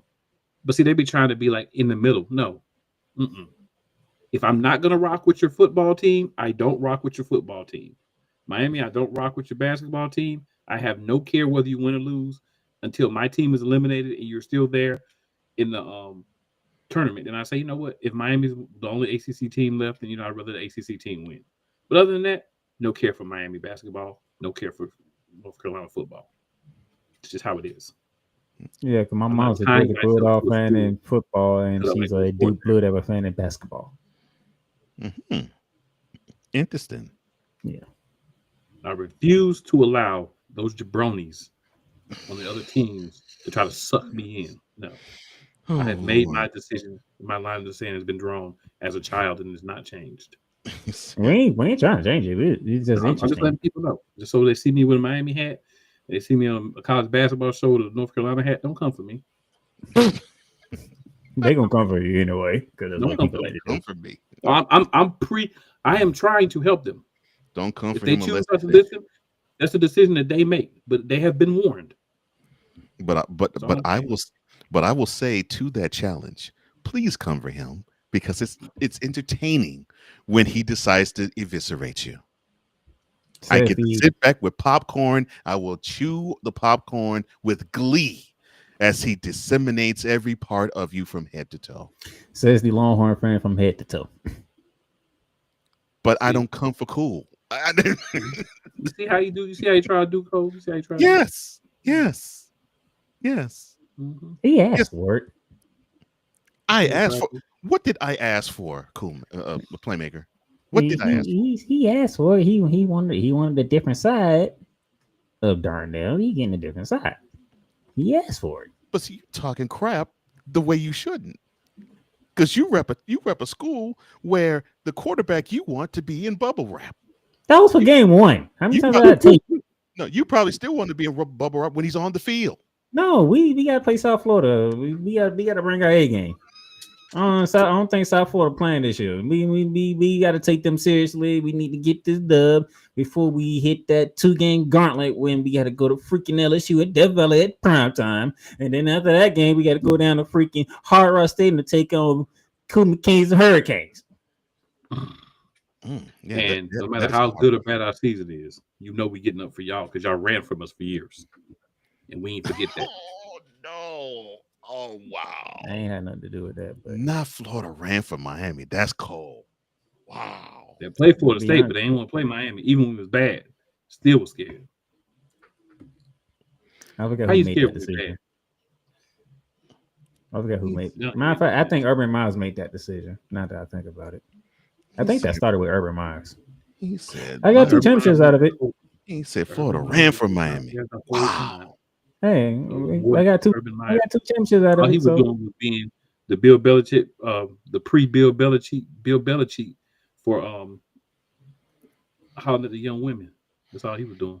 Yeah, I was about to say, Urban Meyer wanted to I was trying to figure out which route you was trying to go. I'm like, we ain't get caught in no scandal. No, Urban Meyer wanted to plow co-eds.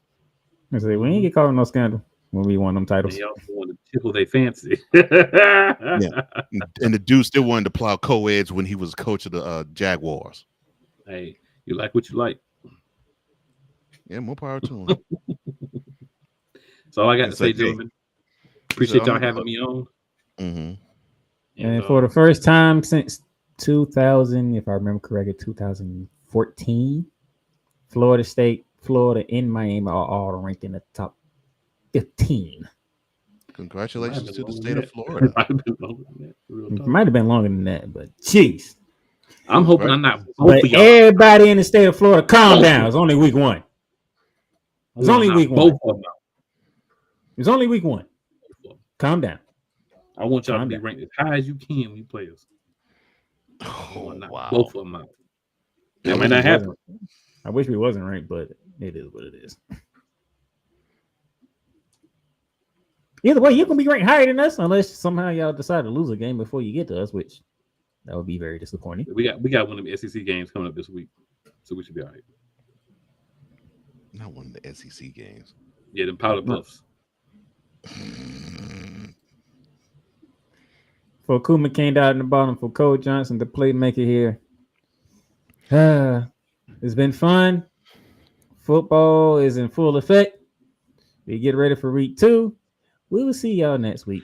Texas, take that butt whooping you took in the shoe and run with it. Understand, you aren't the top dogs because you played like puppies. Step up. Or get your gas on the porch. It has been Bear down a Gridiron.